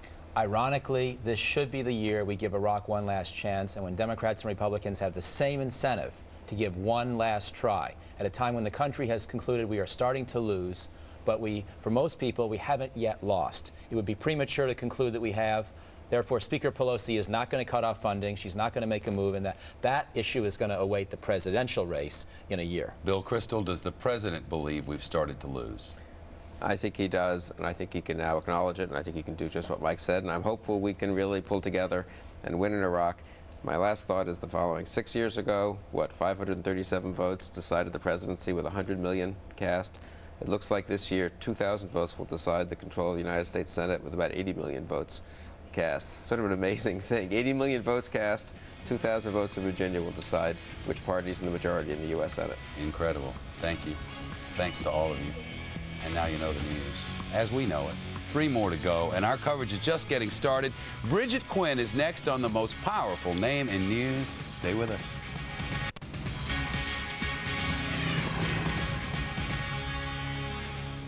Hello, everyone. You are watching the Fox News Channel's continuing coverage of elections 2006. There is a lot to cover tonight as the races continue to be called. I'm Greg Jarrett. Hi, Greg. I'm Bridget Quinn, and we will be with you over the next 3 hours, and we will continue to bring you late-breaking results. We have our experts here as well that will analyze what some of the key issues were to voters this season. But first, let's head on over to Molly Henneberg, who is live in D.C. covering the Senate. Hi, Molly. Hi, Bridget. Hi, Greg. All eyes on Virginia, Missouri, and Montana. What happens in those states will determine the control of the Senate. Democrats needed to pick up 6 seats to gain control, and so far they've gotten Rhode Island, Pennsylvania, and Ohio. And again, we're still watching Virginia, Missouri, and Montana. In Virginia, Democratic challenger Jim Webb leads incumbent Senator George Allen by about 2,700 votes, with about 99.7% of precincts reporting. With such a small lead and with over 2 million votes cast, this race appears to be headed for a recount. Webb says he's optimistic, and Senator Allen says he's waiting for the final results. I know the counting will continue through the night. It'll continue tomorrow. And I want to thank you all, because I know you're going to be like a bunch of eagles and hawks watching how every one of these votes are accurately counted. In Missouri, that race appears to be tilting toward Democrat Claire McCaskill. In fact, you just heard her on our air pretty much declaring victory there. She's leading, and she's ahead of incumbent Senator Jim Talent. This could turn out to be a pickup for the Democrats tonight. In Montana, it's going to be a long night. Democrat John Tester is ahead of incumbent Senator Conrad Burns. The Burns campaign says election computers have failed in one heavily GOP county, so ballots are being counted by hand, and we may not have the results for several more hours. So Democrats are leading in all 3 states that they still need to pick up to win control of the Senate: Virginia, Missouri, and Montana. But especially in Virginia and Montana, we won't have final results for a while. Bridget, Greg, back to you. All right, Molly, thanks very much. We'll get back to you shortly. Let's turn right now to the House of Representatives, where the Dems come out victorious in a big way. And of course, they're now in power. Major Garrett joins us live with that breakdown. Hi, Major. Hello, Greg and Bridget. You know, there really is no other word for it except history was made tonight in American politics. Listen, here's some context for you. Since 1954, control of the House of Representatives has changed hands precisely twice. Tonight and back in 1994, when Republicans ended 40 years of Democratic control of the House. So what happened tonight is very big, and it's going to get bigger. Right now, Democrats have won 23 net seats in the House. They could win as many as 35. There is not a single Republican candidate nationwide who defeated a Democrat defending a democratically held seat. It's that kind of wipeout for the Republicans on the House side, at least. What does that mean? It means the House is now controlled by Democrats who will have the first say on bills paid for by the U.S. government, taxes assessed by the U.S. government, and subpoenas issued by the United States Congress of the Bush administration. That's a heavy responsibility. Just a few hours ago here in Washington, jubilant House Democrats celebrated their victory, one they have been working on for the better part of 2 years. Who will be the new Speaker of the House? Nancy Pelosi, the first woman in American history to have that job. San Francisco Democrat, one who is probably a little bit more liberal than the rest of her Democratic caucus, but nevertheless recruited candidates who were centrist, put together an entire unified plan for the Democrats, led them to victory. She said Democrats have a lot of responsibility and they intend to carry it out, she said, in a bipartisan way. Here's what she said. We are prepared to govern, and we will do so working together with the administration and the Republicans in Congress in partnership, not in partisanship. Couple of key notes, Greg and Bridget. In 1994, when Republicans won control, that election night, Republicans sent a letter to Democratic committee staff saying, hold every document, destroy nothing. We want to investigate the way you ran the House for the past 40 years. I confirm tonight Democrats will be sending no such letter to Republicans. They want to meet with Republicans right away, try to find a way to build a coalition on domestic issues, and also going to try to work with the president on a new Iraq strategy. They know that Iraq was the dominant issue in this election. They also know they need to have an answer, at least have an approach to deal with the policy in a new way. They hope the president will change his tone on Iraq, and if he doesn't, Democrats will be more confrontational. But they know in this election, as they said, change. Voters want change. Democrats didn't define it. They were content to run on change alone. They have to add that definition now. They'll begin that work bright and early tomorrow. Greg and Bridget, back to you in New York. All right, Major, we thank you very much. Well, here we are, 2 o'clock in the morning Eastern time, and some of the results are still coming in. We do know now what's going on in Missouri, though. That's right. In Missouri, it does appear right now that Jim Talent, the incumbent Republican senator, is conceding defeat to Claire McCaskill, who's the state auditor, a Democrat. Let's listen to Jim Talent. You know, I've been in a lot of different positions politically, and enjoyed very much being able to work on issues and the areas where I've been able to make a difference for people, and love getting a chance to meet people. But the things that you remember in the long run when you leave one job and go to another are the friendships, the associations, the people that you've met, the truly extraordinary people in this state and in this country that are the backbone of the nation. And God has blessed me very, very much in that. And most of all, I would say he has blessed me in the opportunity to have served the people of the state of Missouri in the Congress and now in the Senate. This is truly the greatest nation that has ever existed on the face of the earth. And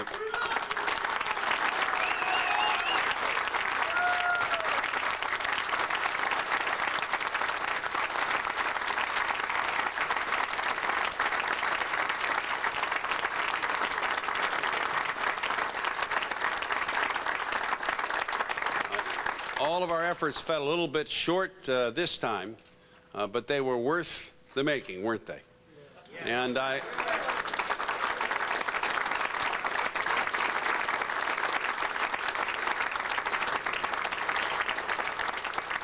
want all of you to go on and look for opportunities, as I will, for service to the community and the country. Thank you all. God bless you.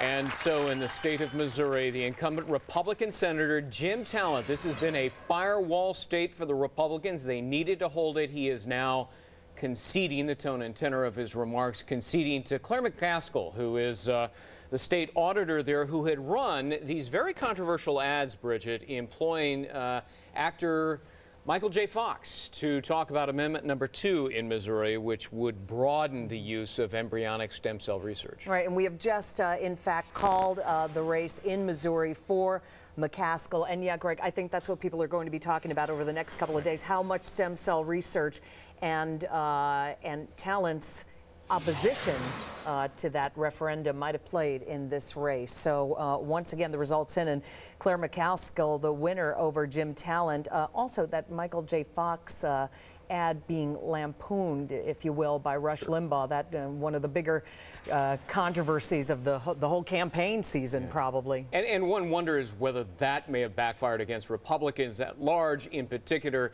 in Missouri against Jim Talent. It likely drove a great many more voters to the polls in the state of Missouri than otherwise might have been voting there. There were also several important gubernatorial races across the country tonight. Let's take a quick look at some of those. State of Ohio, Democrat Ted Strickland has defeated Republican Secretary of State Ken Blackwell, the shadow of Republican Governor Bob Taft, looming very large in this race because of ethics problems that plagued him and the Ohio Republican Party. In Wisconsin, Democrat Jim Doyle has won re-election against Republican challenger Congressman Mark Green. And that is a hold for the Democrats in a race that Republicans had hoped for a pickup. That's right. And right here in New York, Democrat Attorney General Eliot Spitzer has beaten Republican John Faso, and this wasn't even close, replacing, of course, three-term Republican Governor George Pataki. In Maryland, the Democratic mayor of Baltimore, Martin O'Malley, has unseated sitting Republican Governor Bob Ehrlich. Ehrlich had said publicly that his race was linked very closely to the Senate race of Republican Michael Steele and that they would both share the same fate. Well, he was right about that. Both Republicans going down to defeat tonight. And in California, Republican Governor Arnold Schwarzenegger has won re-election over his Democratic challenger, Phil Angelides. This is quite a comeback because it was just last year, Bridget, that Arnold Schwarzenegger had a handful of ballot initiatives that he had carved up himself. He put it to voters, and they were soundly and roundly defeated. His approval ratings at an all-time low in the state of California, and boy, he really came back in a big way against Phil Angelides, who many had said, he was the state treasurer, was charismatically challenged in this race. And I suppose anybody would, standing next to Arnold Schwarzenegger. That's a nice way of putting it for someone. Yeah, I also heard one of our commentators say Arnold's philosophy seemed to be, Governor Schwarzenegger's philosophy seemed to be, if you can't beat him, join him, and that helped him win. I want to go to Steve Brown, and we told you that the Missouri race was called just a matter of moments ago. Steve? Yes, Bridget, pretty well played out, typical kind of strategy here. I'm sorry, interrupted there. There's a pretty well-known strategy here for statewide races in the state of Missouri. It basically comes down to this. There's 114 counties here. A lot of the smaller ones, the more rural ones with fewer votes, lean Republican. Those start getting counted very much earlier in the evening, so it looks like the statewide Republican has a lead. But then you have to factor in this, that you got to factor in this, that you've got two huge cities, St. Louis and Kansas City, which are huge blocks of Democratic votes that come in. So what the Republicans have to do is ramp up the vote total as in many counties and run up as many wins as they can, as big as they can, before those other votes come in. Unfortunately for the Talent campaign, they were short of those targets. The Castle was able to cut into some of his leads, not win some of these rural counties necessarily, but just whittle down the lead enough so that when the big blocks of votes got counted in St. Louis and in Kansas City, that she could take the lead and ultimately claim victory here. Back to you in New York. All right, Steve Brown, we thank you very much for the update. And don't go anywhere. We have a lot to cover tonight. In fact, in just a moment, we're going to head to Schwarzenegger headquarters, check in there as the governor wins re-election. We're going to continue to look at some of the biggest races and where the major aspects were that determine each and every race. We're also going to see just how much the war in Iraq and national security played in these midterm elections. Much more to come. Not over yet. Keep it right here. You're watching Fox News Channel.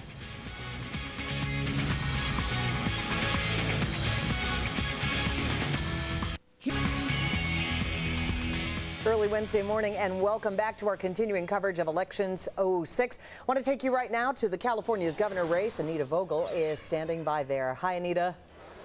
Well, good evening, Bridget, and what a difference a year makes. It was almost exactly a year ago to this day in this very room that we stood and watched Arnold Schwarzenegger's special election initiatives go down in flames, one by one. A lot of people wrote him off that night. They said he was finished. They said he was toast and that he would never be reelected in this state. Well, it is a year later and a very different story for Arnold Schwarzenegger. He has coasted to victory tonight with a very comfortable double-digit lead. So the big question is, how did he do it? Well, first off, he did something that you rarely see politicians do these days. He got up before the cameras the next day and he apologized to voters for what he basically called a very expensive mistake. He also fired a number of people from his communications staff. He hired a Democratic chief of staff. He promised to work with a democratically controlled legislature, and he backed a number of issues that he resisted for a long time, things like a hike in the minimum wage, cutting prescription drug costs, and cutting greenhouse gas emissions. As he did those things, he began to see his approval ratings rise. Now, here's a clip of what he had to say here earlier tonight. I love doing sequels. I love doing sequels, I tell you. But this, without any doubt, is my favorite sequel. I have to tell you that. What a great night and what a great victory. What a great victory for the people of California.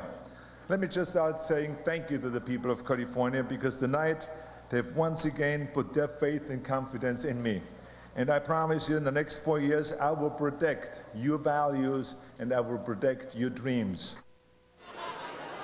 Schwarzenegger's opponent, State Treasurer Phil Angelides, could just never gain any traction against Arnold Schwarzenegger. He trailed him ever since the primary. He basically agreed with so many of the issues on the table that he never could really attack Arnold Schwarzenegger with anything. All of his attacks fell flat. So again, Arnold Schwarzenegger coasting to victory tonight. As the chairman of the California Republican Party said here, the blue tidal wave that had been sweeping across the nation earlier tonight stopped at the Sierra Nevada as well. At least it did for the California governor's race. And we are watching some other very interesting races here on the West Coast, including California's 11th congressional district, where the longtime congressman there, Republican Congressman